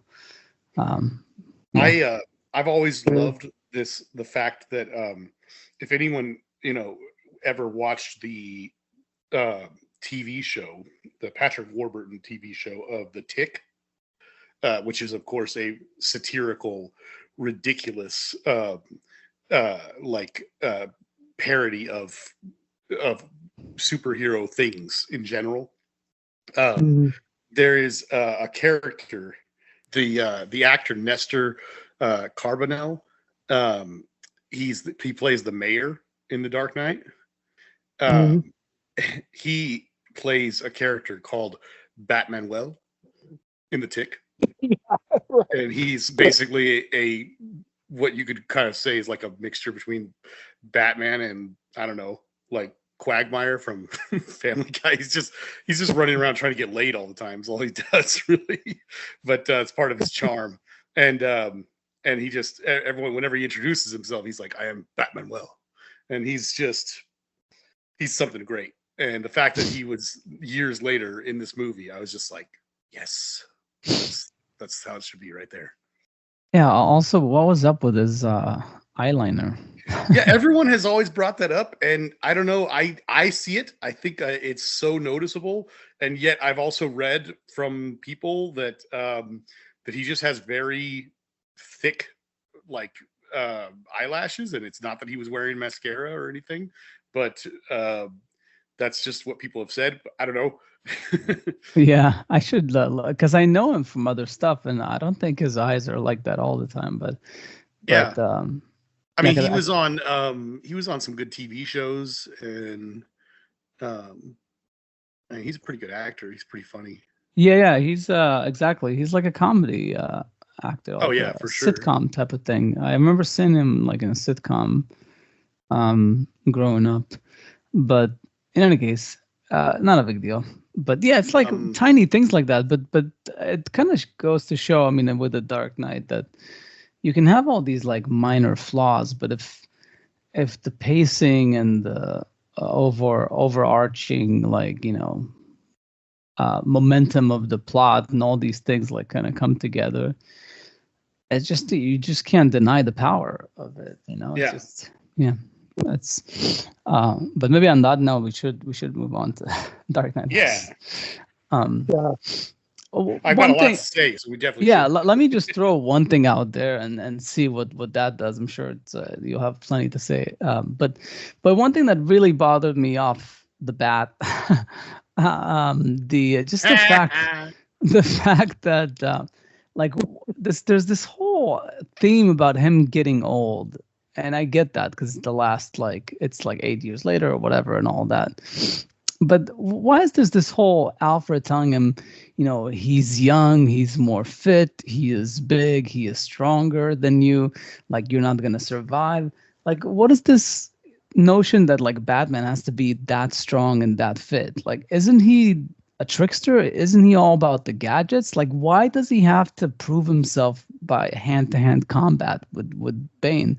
That's one of the things that I noticed like this time around, that I like, this is just so unnecessary. That's not what Batman does. Like, he lurks in the shadows. He fools everybody into like, getting them. Like, that's not, he's also a detective. He's not like a brawler. Like he like, where's all the, doesn't he have like the thing on often on the forearms, he has like the things that can stop like, fists and like hits or things like that. Like, it seems like he just, no, I want to prove myself. It's some sort of like middle-age crisis type of thing. So that's just that alone just really bothered me, that part of it. Well, and also, I mean, going straight into a little bit of a spoiler, the twist at the end makes it impossible that Bane is that much younger than Batman. In fact, Bane is probably like 20 years older than Batman, given the twist at the end. That's yeah. I mean, Gil, what you touched on dives into 4 or 5 major problems with this movie. Oh, which is why I concur. To start with it. Yeah, no, absolutely, and I concur with you. The character Bane is such a important villain of all of Batman's, villains and everything, because he's the one that did defeat Batman in the comics and stuff like that. And it's like the way that everything you were talking about, their big fight in the sewers, the way it is handled is pathetic. Like, I'm sorry, it's so bad. It's like, and I'm not just talking about the fight choreography, which, they just decided to go with this like brawler bruiser kind of like tough man fight kind of thing. But on top of that, like you said, there's a couple of moments where he tries to use some little explosive devices and dumb stuff like that. But to counter what you did say earlier, I mean, yes, I do think that most people would agree that Batman is supposed to represent a human being at almost peak physical capabilities. But yeah, that doesn't mean he has to just go and start punching the guy. I mean, like, he's also supposed to be like a master of many amazing martial arts abilities and things like that. I mean, like he just walks up and starts using his fists. Like it's really weird and strange the choices they made in that scene. And like you said, the age thing. Um, I don't know. I don't even know where to start because it's like what Matt just said. It's so the layered problems. It's like this movie feels like it was 2 or 3 different scripts written and then cobbled together because stuff just does not work. And that's a big part of it. What you're talking about there and what Matt alluded to. Yeah, I mean the thing in his arm, like doesn't he had like I think it might be in Dark Knight but he's got like at some point he adds like a thing that strengthens his arm, like that makes his punch stronger or things like that, or at least like gives him like an extra oomph, and like he doesn't use that. There's something about like that he's trying to prove himself, but why would he do that? Like he knows the whole point is that he's been out of it for 8 years and he's not in great shape. But I think this is what Nolan does, like, and most times he gets away with it. He did it in The Dark Knight too. Like he builds up these plots for the purpose of a payoff. Like the payoff would be that when he throws him in the pit, then he would be able to like get in shape and prove that he's fit enough to climb out of the pit, because like and it would be so rewarding because the first half of the movie proves to us by his age, by the length of time he hasn't been Batman, that like he is no longer as fit. He's no longer the strongest, the fastest, the whatever. It's these payoffs, and most Nolan's movies, this stuff kind of works, but a few of them, it's a bit too much. Like I can think of other ones like Prestige and other ones where it's like it's just a bit too much. Like you could have taken it like a couple of steps back. Like we don't need payoff after payoff after payoff. You could just plot the movie well, and we'll be okay. Like you don't need to make it that extreme. But that's just his method, and who am I to argue? Obviously, he's like a great filmmaker, but it just feels like he's got more issues than not in this one than the other two. I think that I'll just go right out and say it. I love Christopher Nolan. I love all his movies. I would say without a doubt that this is his worst film. It's his sloppiest film. It's the film where all the payoffs don't work. And despite all that, there's still plenty of stuff in it that I love. But everything you were just touching on right there is so accurate. I mean, there's stuff that just does not work. In a lot of ways, there's more smoke and mirrors in this movie than there was in The Prestige. Yeah. But how do you explain the fact that this movie got better reviews from the critics than Batman Begins, and the audience score too is a little higher? I can't explain that at all. It makes no sense to me. That might be like a Dune Part 2 type of thing. People like conclusions, I guess. I don't know. I mean, I think a lot of it is probably some of it might be that like Tom Hardy was kind of like on the peak, at the moment.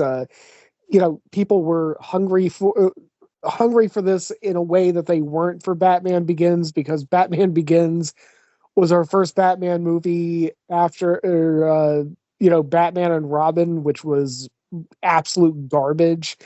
I mean, one thing that I will say for The Dark Knight Rises is at least they did a better Bane than Batman and Robin did. Absolutely. Like way better. I barely remember the one from Batman and Robin.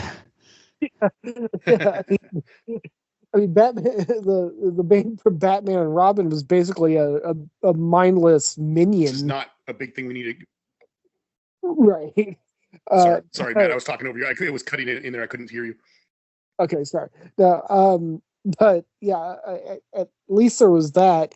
The movie looked pretty good. I don't think it looked as good as The Dark Knight did. I think that Christopher Nolan was still pretty sloppy with how he was handling transitions between IMAX and anamorphic in a lot of scenes and a lot of important scenes. But I mean, I think that Nolan got away with the J.J. Abrams thing with The Dark Knight Rises, and that you got a lot of mystery boners, and Yeah. I mean, and people love their mystery boners, and he kept throwing them at you, and eventually at the end of the movie, you're getting all these twists and everything, and people are like, oh, it was actually her who made the jump. Oh, it was actually this. Yeah, it was yeah. But if you look at it for 2 seconds, it doesn't make any damn sense. Let's go ahead and break that down real quick. Yeah, Right. because I mean, it does seem like, and maybe that is a function of the fact that he's trying to top what's arguably his best movie. So it makes sense. He would like, he made it long. He shoved a lot in it. Like, he had Catwoman, he had Robin. He just put everything in there and try to make it all work. And some of it works, and we can bring those up too. But yeah, if you want to go into the breakdown of Yeah. So, okay. In the first movie, we have his parents get killed. Alfred raises him, and he graduates high school, goes off to college. We have a flashback scene where he comes back from college. He's been away for presumably a couple of years at least. He's got to be 20 or more. He might be 22 for all we know. But the youngest he could possibly be in that scene where he comes back with the pistol in his hand to shoot Joe Chill, and then ends up running off. It would be about 20 years old. That's the youngest he could possibly be. So I'm trying to be as forgiving as possible to this, right? They say that he's been gone, that he then runs off and, travels the world, learning about life, becoming a cultured, worldly person, and basically trying to find a purpose. And then he joins the League of Shadows, all that stuff, blah, blah, blah, blah, blah, right? That's 7 years. They say very explicitly he's been gone from Gotham for 7 years. So at the youngest he could possibly be would be 27 during the Batman Begins film, like during the events of. He'd be about that. He might be older. I don't know. He might be like 28, 29, something like that. But 27 is about the youngest he could possibly be. So they say they have the thing at the end where he's talking to Gordon about the Joker. That could easily have been several months past before the Dark Knight happens. But at the very least, let's just say a couple years, or like a year maybe at tops, goes by or whatever. Even if we were to say like 2, we're still talking like he's like 29 or so during the Dark Knight, right? So maybe 30 tops, right? So at the end of the Dark Knight, the next movie starts, Dark Knight Rises, and they clearly say that 8 years have gone by. So that means that he is 36, 37, maybe 30 theme, which is just ridiculous. I get that Batman would be the kind of person that would have the most health problems because he's out there, doing this stuff. But then they can't even claim that, to be honest, because Christopher Nolan made one of the dumbest, slight tangent here, and I apologize, but the concept of him going away for 8 years and not appearing is one of the dumbest things, one of the most not Batman things you could possibly do with that character in that story. Like, Batman is about crime. He's not about, so it's like, yeah, so if it's not a threat that's threatening the entire city with destruction, he's just going to not do anything. He's just going to let street crime go. That's stupid. Anyway, whatever. I digress. All right. So he's like maybe 38 in the Dark Knight Rises, at the oldest, probably more like 37 or 36. So then we have all this talk of Alfred saying how much younger, faster, stronger Bane is going to be than him. And they're portraying it as such. which would mean that even if Alfred's like, exaggerating, that still puts Bane at like, in his mid 30s, possibly at 30, but let's be as generous as we possibly can to this thing. That means, let's just say that he's really exaggerating about the younger part, and that Bane is actually only supposed to be a couple years younger than Batman, like 34 or something, right? If he's 34, I'll even say 33. Let's say he's somehow 33 or something like that, right? As Matt discussed, they have a flashback where they show the protector, air quotes, in the prison when the mother is getting killed and attacked in the prison. This guy covered in rags goes and grabs a small child, like maybe 2, maybe 3 years old.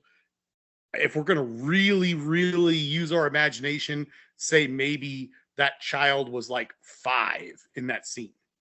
Maybe like a very small 5-year-old or something.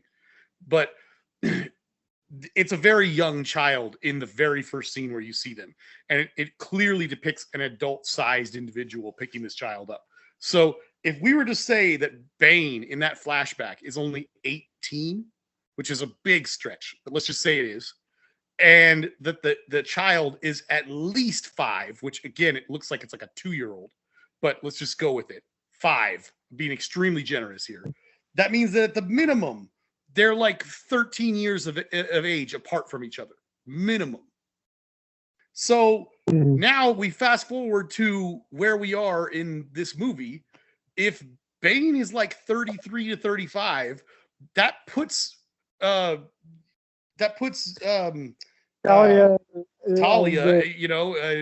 at like 20 to 22. I mean, she's a beautiful woman. I mean, but she's not 22. You know what I mean? Like, it's just kind of ridiculous. Like, it just doesn't work. You just do the math, and you're like, this is just not a thing. It's a big ham sandwich. Yeah, it's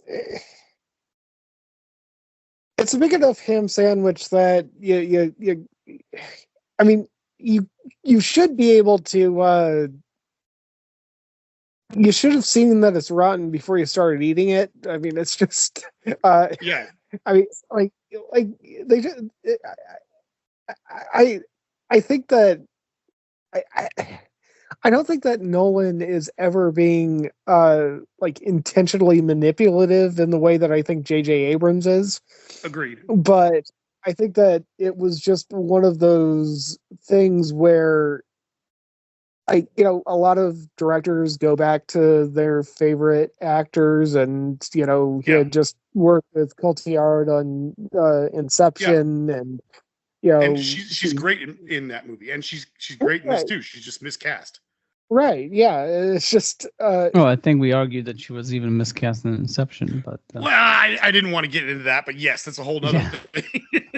Yeah. I mean, well, so let's put we it had this that way. episode. In real life, I know that all that matters for movies is what you can play. I mean, we've talked about that before. But right.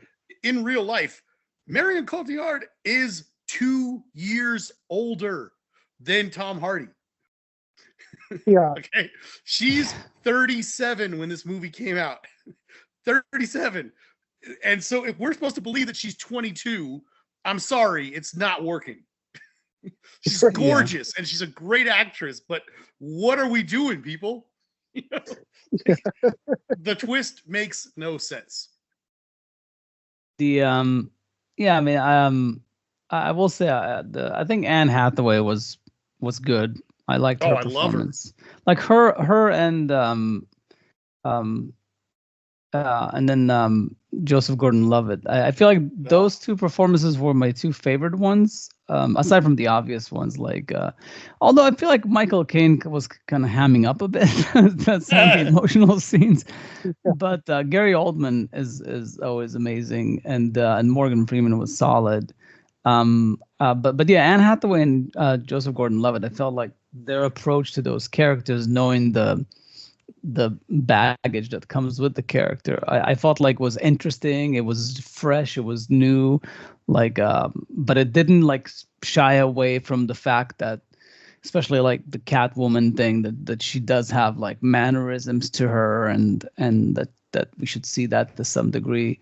I was also happy casting wise, happy to see that there are two Israeli actors that got in the mix. It was like Dr. Pavel was Oh, a yeah. famous Yeah. Israeli actor, and Alon, I don't know how to say his last name. Alon Abutbul, and Abutbul. and then the blind prisoner in the pit. He's also a pretty well-known Israeli actor.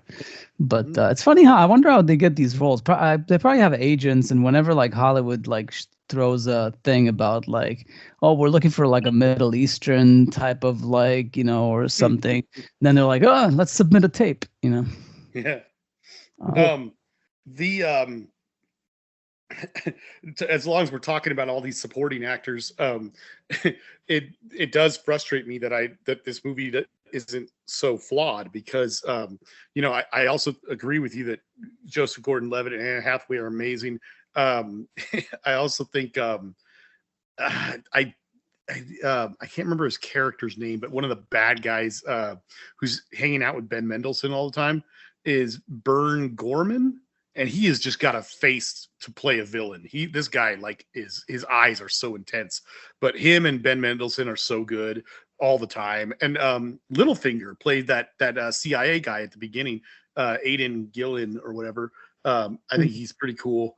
But yeah, there's just so many little parts throughout this. And Batman came back as the mayor, of course. yeah. But yeah, I mean, there's Which, just a lot by the way, I did look him up. His eyes do look like that all the time. And I think the show, some movies less so, but the yeah. show I knew him from is Suddenly Susan. I loved Suddenly Susan. He was great in that. That was the show that I watched when I was younger. He had some really good scenes in that show. Yeah, it was pretty funny. He was one of the funniest things in that show. Yeah. Someone who's blowing up right now in a big way, Glenn Powell plays like the young stockbroker guy who gets kidnapped or punched in the face by Bane in that scene where they go to the stock market. Yeah, that was kind of cool to see, because I totally didn't even remember he was in this movie, so that was kind of funny. But yeah, it's another sequence that doesn't make any damn sense. Of course, yeah, I know. And I was gonna say, because I've got so many criticisms that I really feel need to be talked about, because this movie's got flaws. But and as you said, it's got this spotless reputation, which is just ridiculous. But I think it's Glenn important. Powell was in Top Gun Maverick. Yeah. He's really blowing up right now. He's great. But I was gonna say, I should just at least say that there are things like what I was just describing, the cast and everything, that I do love about this movie. Like, I think it took real balls for Nolan to say, like, okay, I've got a third movie, I'm making a trilogy, and I'm gonna do what nobody has ever done, and I'm going to give Batman like a happy ending. I'm gonna like finish his story and give him a conclusion. And while I don't really love the way it was handled, I think that in the nature of this movie being this like self-contained trilogy and everything, I think that was really cool that he did that. And then the other thing that I thought about this one aspect of this for years now, but watching it this time, which is the first time I've seen this movie in probably close to 8 years or so, 8 to 10 years. One thing I sort of appreciated that I hadn't thought about is that I like that in terms of the villains that he went with Talia and Catwoman. I thought those were good characters to go with, especially if you're, like I said, if you're planning in your head to end this on a happy note, he should find love of some kind. And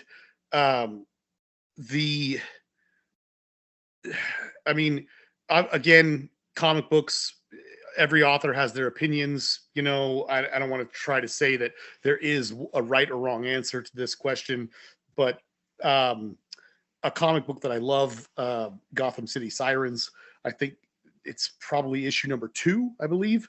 There's a scene where Talia asks Catwoman to come to meet her somewhere in person, and they start talking, and she discusses with her that everyone who knows Batman and knows who he is and knows his identity and knows him personally knows that Bruce Wayne and or Batman, he runs through the ladies. You know, I mean, he's had many relationships, but by her estimation, Talia admits that the two of them are the only 2 women that he's ever truly loved.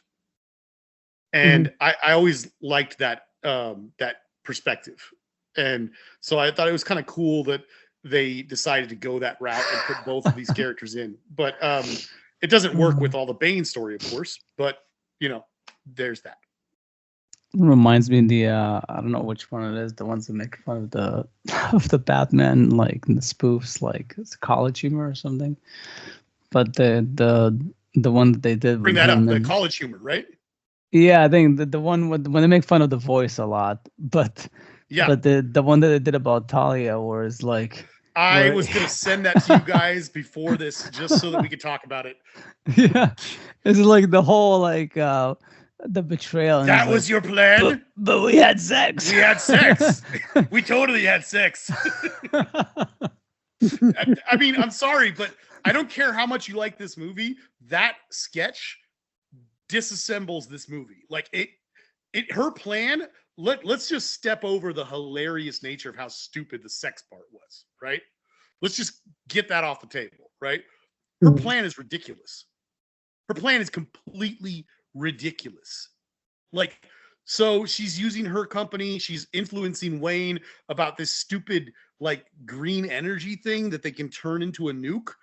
Do you know how easy it would probably be for someone of her means, not just being a insanely wealthy person, but also being the head of a world-class criminal organization, to get your hands on a nuke? Like, just go get a nuke. Like, what's all this garbage about finding the one scientist who knows how to take this green energy machine and turn it into a nuclear device, and then we're going to fake his death on a plane by doing a blood transfusion midair while the plane is dangling from another plane, and then we're going to get him there. We're going to blow up a bunch of things in the city. We're going to get him to turn it into a bomb, and then it's going to be a bomb that's going to have like a trigger, and it's going to have a countdown, and it's going to have like, what are we doing? If the bomb even had a countdown, it would have made more sense. But it's just like the trigger would have made more sense. But the whole thing is like, well, it's eventually just going to degrade until it goes off, and you're planning that down to the fucking second. Ridiculous. No, that's just dumb. She should have just sourced some plutonium and just went to Doc Brown. Exactly. Or used her League of Assassins ninjas to just kill everybody. I mean, it's just ridiculous. And I mean, and then going back to that sketch, like, you had sex with him. I mean, like, by the way, that is the best one. There's a series, those College Humor sketches with, I think they call it Bad Man or something like that. Like, there's probably a dozen of them that they made that are really funny, but that one is the best one. You know, like he's got Bane on his back, like laying there helpless, and he gets stabbed by the girl, and he says like, but that doesn't make sense. We totally had sex. And she's like, it was all a cruel ploy, a cruel torture or something like that. He goes, that was torture? Sign me up for more. Like she said, he looks at Bane and he says like something like, he says like, yeah, but you sucked my dick, and I fight crime in a rubber bat suit. Really seals in the flavor. There's some moment where Bane looks at him and goes, "You son of a bitch." It's so great. I can't even like begin to do the impression. It's so funny. I guess she just wanted to give him some sugar before she, stabbed him in the back. But I mean, really, if you want the answer is that fans would have gone crazy and not accepted it if most important lovers in his life was just treated as a character that shows up at the very end of the movie. It doesn't. They wanted the relationship aspect there too. And once again, it's like do one or the other. Don't do her and Bane. Just do one. Oh, one villain. No, you don't even have to do one villain. Just the big plan, the big thing needs to be like to make a movie about Talia al Ghul and Batman would be enough for a movie. To make a movie about, Bane and Batman is too much for one movie. But even if you were to do it one movie at least, you try to cobble those together and say that Bane is part of the League of Shadows and all this other. It's just stupid. It's so bad. And it's the classic thing. That's like, well, that's what happened with the Schumacher movies too. Yeah. Oh yeah. Like as the Dark Knight, like he tries to mix a few in. He has the Harvey Dent, he has the Joker, but they're on opposite sides. That's why it would sort of work to have Catwoman and a villain. But you have two villains. You have Catwoman. You have Robin. It's just like it's too much going on. There's just too much. And despite me loving Joseph Gordon-Levitt and his performance in this movie, the way his character is handled as Robin, that little throwaway line at the end, I want to vomit when I hear it. It's so no, exactly. I like the fact so that like if they would have like not even mentioned it and just end on the whole elevator thing going up, like okay, so this guy's name is Blake and he's basically playing out the role of Robin in a weird twisted way where we're not gonna have Batman. He's gonna get his ass kicked because he doesn't have the kind of training necessary to do this, but whatever, I'm with it. I would have liked that ending. That whole thing where she goes, "Oh, you should use your given name, Robin." Oh! Yuck. Oh. Kill me now. Robin's such a tough character. That's why Nolan probably like stayed away from it. It's like I can't have him in the suit. It's just like it's too much. I think the TV show just ruined it forever. There's too many moments in this movie also where the henchmen just forget they have guns in their hands. Well, that's definitely that's always an issue. Not to mention there's often the whole fighting one at a time thing. That's always a problem. Yeah. But I don't know. It's tough, and I think I mentioned this in the earlier part, but. It's just the fact that like there's just not enough Batman in this, and the thumping energy that the Dark Knight had, it's not there. Like there's some of it, but not like he has more of that in like Inception or Oppenheimer or some of his other movies, but not in this one. It's a bit too staticky at times. As long as you mentioned it, I mean, I'll just say this.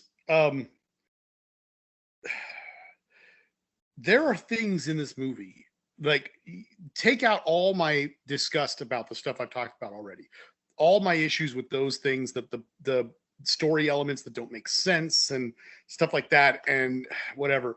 When it comes down to it, I think this is Nolan's worst film, simply from a filmmaking standpoint, like from that aspect alone, like, and the writing of it is so flawed. There are scenes in this movie where, like, I wrote two of them down. One of them is Alfred's exposition on Bane. Like, he just, right at the point where Batman needs to know who Bane is, Alfred just kind of, like, did some research real quick and then, like, figured it all out. And he just, in this completely not real way, just dumps a bunch of exposition on the audience and Batman. And it's like, okay. And then if that scene wasn't bad enough, the great Ben Mendelsohn Oh God, I don't know what's happening in this scene, but I don't know why this even made it to the final cut. But when Catwoman faces him and he has betrayed her and not given her the little thumb drive that she wants, um, she's like got a, I don't know, like a knife or something, her hand on his throat or something. Like she's threatening him, and he just like looks at her and goes, "The clean slate, the ultimate tool for a thief," or something like that. He says, where you type it in your name and date of birth and it erases everything from you from the internet, staring at the screen. Like, this is bad filmmaking. Okay. This is awful. Like, when I see that scene, the only thing that I can compare this feeling to is like watching Prometheus for the first time, which is not a horrendously bad, unwatchable movie. But when you are talking about the horror genre, you know, especially sci-fi horror, which is often not handled all that well, and you're talking about a master like Ridley Scott, who created Alien, one of the greatest movies of all time, especially when one of the greatest movies that people consider to be a horror film, at least, whether it's debatable whether it is or not. Let's not get into that. But he made Alien, and it stands out in that genre as this movie you can watch and go, yeah, I accept what all those people are doing. It's not like a slasher film where somebody does something and you just start throwing popcorn at the screen going, that would never happen. Why would they make that dumb decision? People aren't that stupid, and blah, blah, blah, blah, blah. You know, like it's that's just such a thing with horror films, with bad cliche horror films, where you got these dumb things that happen that take you out of the movie. And you're just like, ugh, ugh. And Alien is so solid. And then years go by, and Ridley Scott gets another chance to play around in that universe, and he makes Prometheus with so much money, and it's so beautiful, and it's got great actors in it, great cast, and a compelling story, and it's got so much going on. And there's like 3 or 4 scenes where characters make idiotic horror movie decisions and get themselves killed for stupid reasons that seem completely out of character and completely out of line with reality. And you're like, what happened to you, man?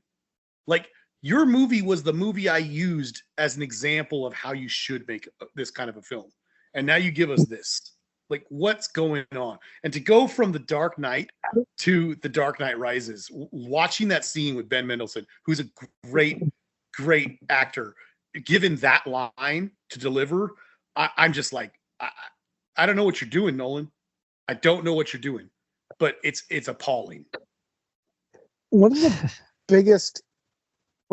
biggest plot points of The Dark Knight Rises that will always grind my gears. I think they've been ground. I think they're like stripped. They're stripped at this point. Yeah. First of all, the idea that anybody, anywhere, and I'm an anarchist. Like I believe in the stupidity of government, but the idea that they would send every cop in Gotham under the city at once. So stupid. No, that's not going to happen. And then they trap all the cops under the city for how long? Months. You know, 4 months. So they survive, and then when they finally get out, none of them have beards. Clean shaven. They don't even have like a 5 o'clock shadow. They're coming up clean shaven. And then they get into a Braveheart style battle with a bunch of criminals, and like I think 2 cops at the very front are holding pistols. Everybody else is running at them with their fists. Right. And where'd your guns go? Shoot a gun. Hey, I've got a gun. Dumb. This might be a good time to use it. One would think. Yeah, Gil, you mentioned earlier the whole you were talking about the story element of like of them wanting to see Batman come back and climb out of the pit and so on and so forth. Mm-hmm. The one of the reasons they did that is because Bane's story in The Dark Knight, which is the Nightfall storyline, which is something that goes on for years and years in the comics in the 90s, early 90s.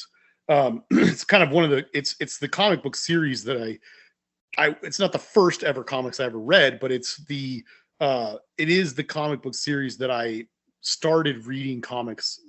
When I started reading comics, that's one of the big things I was reading and got really into as a kid. And then it took me like over a decade later before I finally had enough of them to read and had the stories collected and in trade paperbacks and could read the whole thing and really appreciate the story for what it is.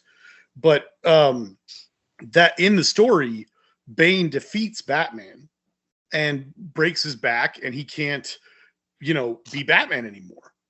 And he has to get somebody to replace him, who ends up being a bad choice, despite the fact that he physically can do a lot of things. He's a very good Batman, but and he defeats Bane, and that guy defeats Bane and goes on to be Batman for a couple of years in comics. Bruce Wayne luckily is able to, they're able to get him to a specialist who can kind of help him with his back a bit, and over the time it takes him to recover to where he can walk again and move again and do these things. There's this incredible third part of the story, or second part of the story, that's so good, where for many issues, like as a reader, you'd be like reading this for probably at least a year and a half or so of like Batman training himself to get from being a normal person again to trying to get himself up to what he was at his peak. And when he returns, he has to take the mantle of Batman back from this other guy. And it's this really triumphant thing to watch. Like as a fan of the comics, you're reading this and you watch the downfall and then the recovery and the build back up. And it really leaves you at the end feeling like you understand more about who and what Batman really is. And it's such a great payoff. So they're trying to mirror that in a movie, and they don't even give it the whole movie. They give it a fraction of the movie to do this in. And then they say that Batman has to get in that prison and train, and he's got 4 months. So yeah, like you said, it kind of doesn't work, definitely doesn't feel the same. Well, definitely. With the realistic universe that Nolan was trying to create, if you have a broken back, you don't recover from. Forget about 4 months. If you have top-notch medical care, if you're in a cave with a bunch of prisoners, you're just not going to move for a very long time. Well, in Nolan's defense, he did give him a magical Israeli chiropractor. Yes. Yeah. The also like one other thing, maybe the last thing I could say about the threads that bothered me is like the Matthew Modine thread. I feel like for one thing, he likes to pick out actors that are like notable, that's fine that he wants to work with, but he had this storyline where like this guy was sort of like a corrupt cop, didn't want to put himself in danger and blah blah blah, and then he's got this change of mind, like because he's I guess like he's seen the light. And then I feel like that almost at the level of the storytelling of the what you're saying about Mendelssohn with the exposition thing. I just like that's beneath him. Like that's just not necessary. Like sometimes like less is more. Like I don't think it was necessary to show the arc of like an officer. Like there was a little bit of that maybe to some degree in The Dark Knight, not to the same extent, I think, but I just felt like there's all these threads that he's just trying to do all at the same time, and he was also, and he was mixing in. I think we brought this up, like the fact that like each of these movies like have a little bit of like a theme to them that's from real life. Like the in this case, it was like the 99% thing, like protest and stuff. But that also feels like it falls a little flat. Like the whole whatever, like the stupid trials that they're having at with the scarecrow and stuff. All that stuff just, I don't know, like it just doesn't play as well as some of the stuff that he did in both the first two movies. But I'm still like, that's what perplexes me about it is like there's a few good sequences, like the beginning sequence. There's a few good like action sequences and they're done okay, but the overall thrust of the movie is just, it's not the same, definitely not as The Dark Knight and even Batman Begins. Yeah, I said that I probably liked it the least out of the three of us, but still, like I think it is a better movie than this one. In Nolan's defense, you never know how much of this is real and how much of it is just rumor, but I would imagine if Heath Ledger had survived, that this movie would have been very different from the get-go, and perhaps maybe have turned out a lot better. But I think they had to make a lot of changes, unfortunately, to what they had hoped to do on paper. Oh, because he was gonna have like a comeback. The Joker. That's the rumor, and maybe it wouldn't even have been the big bad guy of the movie or something. But they were saying like something along the lines of what Scarecrow was doing, but probably something with 2 to 3 times the screen time and 2 to 3 times the relevance of what's going on there. You know. Mm-hmm. I don't know. It's just what everyone. It's the rumors I've heard, but I don't know. Being like more like a supporting thing, sort of like I guess. And the Batman, I guess the Joker there has a little bit. He's rooting from the sidelines, I guess, to some degree, or I don't know, that type of thing.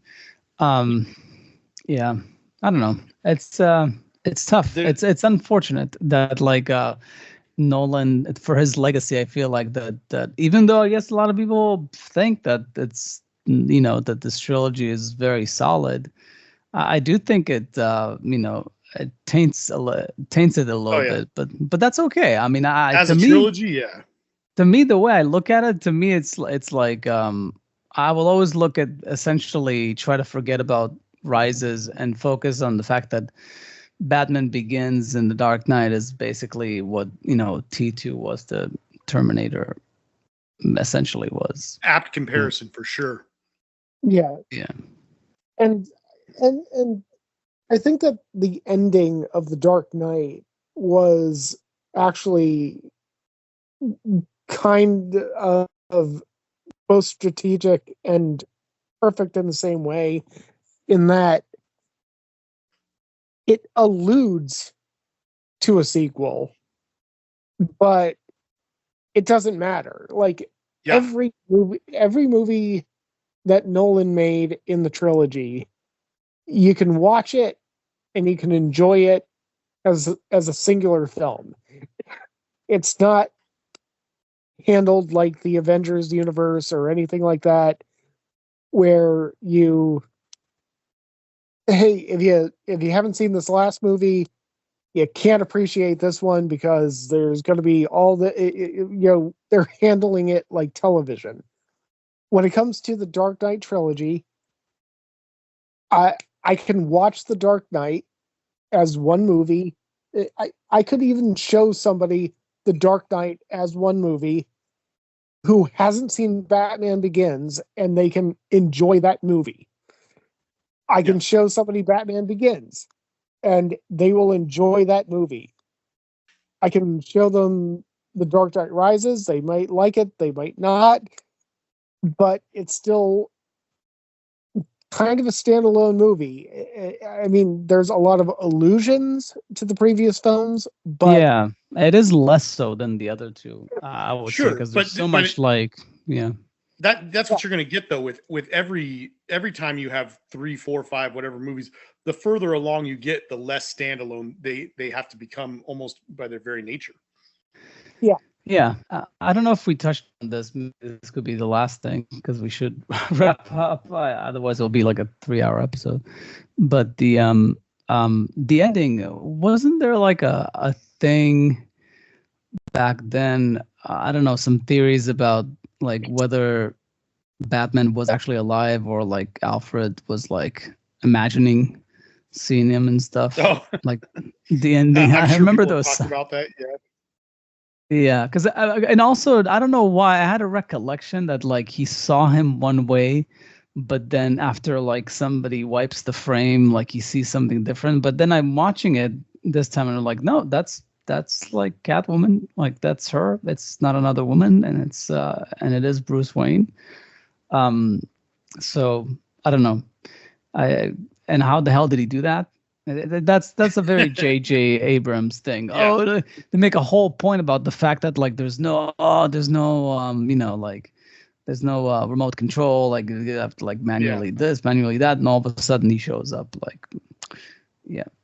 I don't know. I've always said that as problematic as it is, I still appreciate what Nolan was trying to do there at the end. I think the scene where they set that scene up, where Alfred tells him, I've gone on vacation a couple of times, or he talks about the 7 years that he was gone.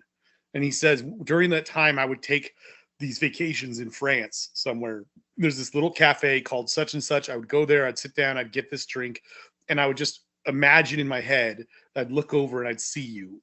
And we'd see each other.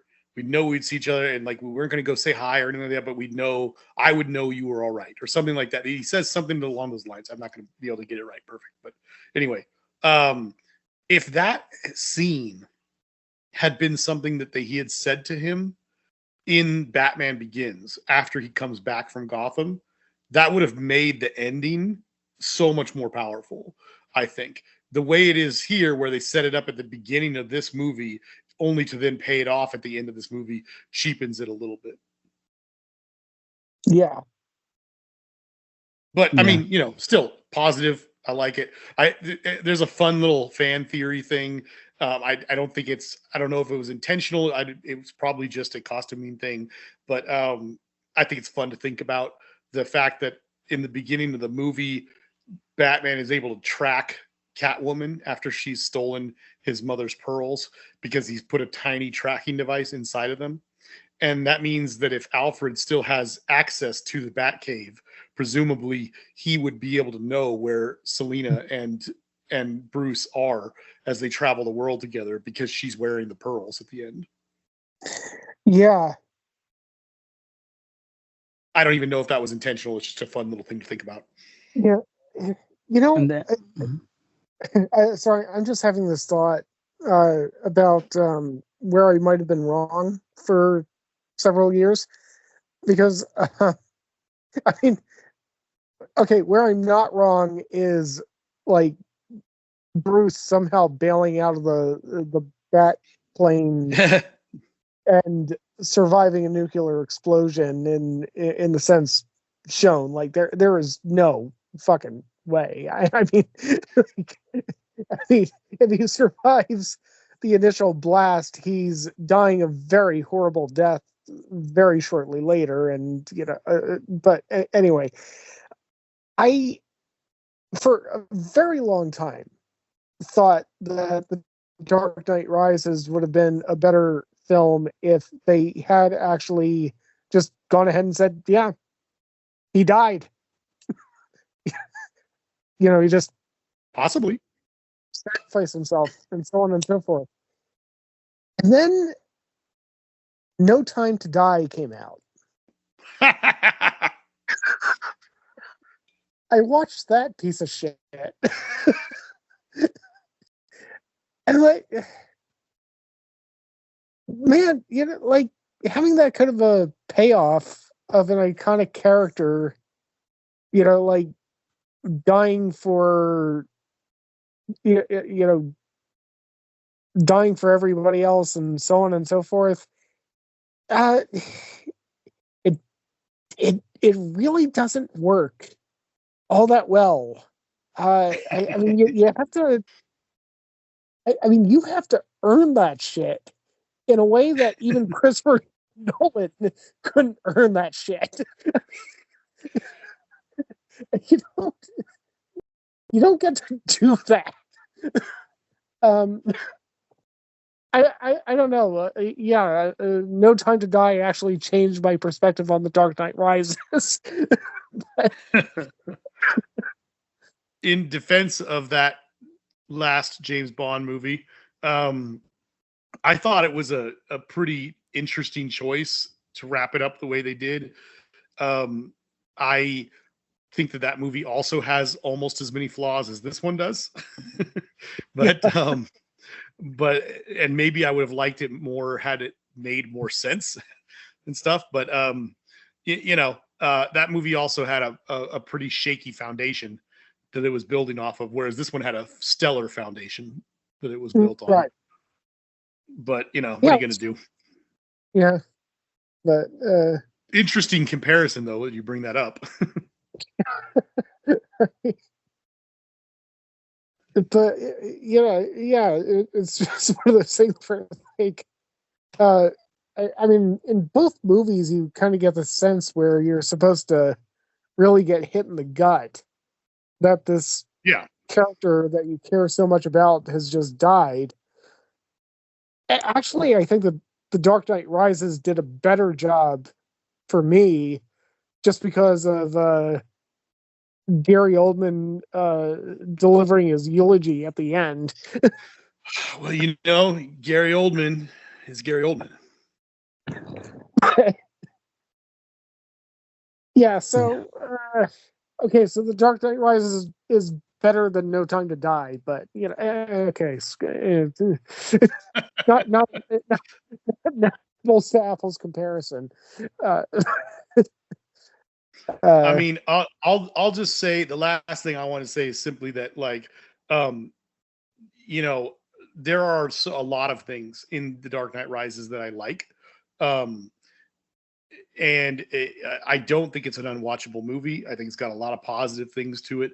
It's just that, you guys reminded me the last time we were talking about this in the first half that I have already told the story on this podcast of me and Gil watching The Dark Knight, weeks in advance, and how that's easily in my top 5 greatest movie going experiences of my entire life, and just how, I don't know, that movie to me is easily like top 10 greatest movies ever made, and I just love it so much. And to have gone from that to The Dark Knight Rises with all the issues we just discussed, it's frustrating that it even turned out that way, and that it wasn't better. But as Gil mentioned before, it's very, very peculiar and frustrating, and dare I say mind-boggling, that the public and even some critics hold The Dark Knight Rises on some higher echelon than The Dark Knight and even Batman Begins, for that matter. Like, I just, that's to me is what's the craziest thing about it, because talk about the things you like, talk about the things you don't like, but the fact that there's just so many people, I don't understand it.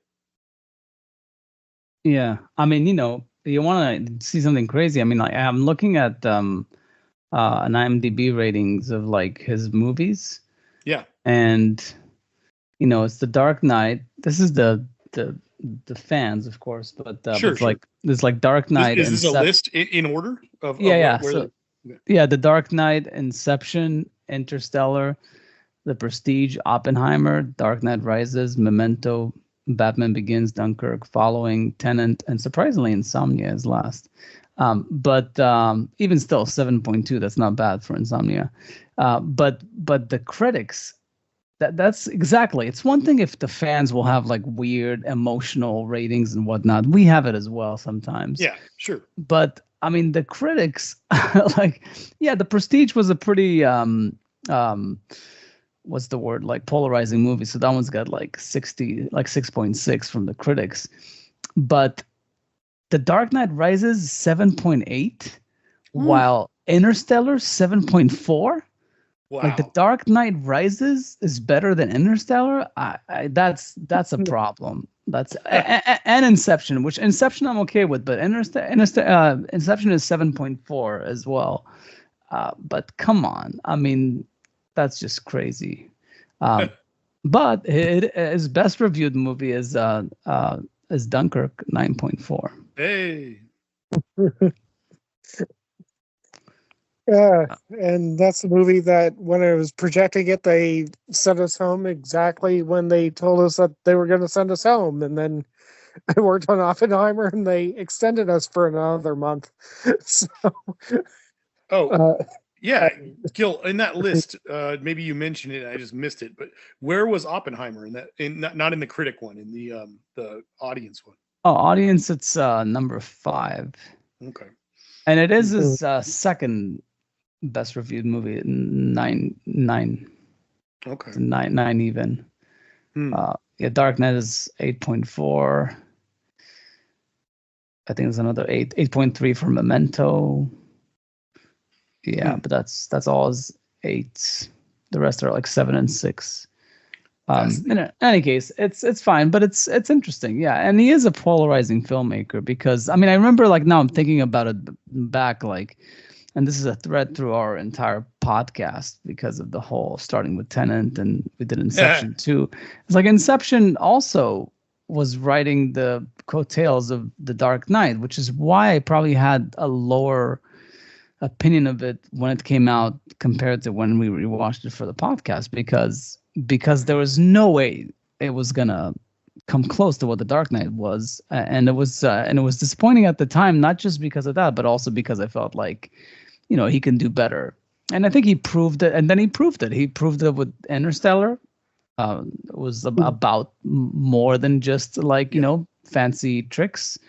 And also Dunkirk, I felt like was a move in the right direction, even though it was polarizing because it was very, like, not orthodox, you know, filmmaking. And even Tenet, like, I like the stuff that he was doing. Oppenheimer, you know, it's fine. He wanted to do like a very serious adult movie. That's good. I'll see what he's doing next. I think they already kind of teased what he's, like, working on next, but I forgot. Yeah, apparently it's gonna be well, what he's most likely working on that I've read is an adaptation of an old British, like, sci-fi series called The Prisoner. But it's like you know, a secret agent who's trying to, like, engineer a great society while he's also in prison and refusing to give up any information about what he knows in terms of, like, his espionage and or I don't know. I don't know much about it. I haven't seen the series or anything, but apparently that's the next thing on his docket. I mean, obviously, a lot of people are still crying for him to direct the next James Bond movie, which I would not object to. This is not on the card for now. Maybe later in his career.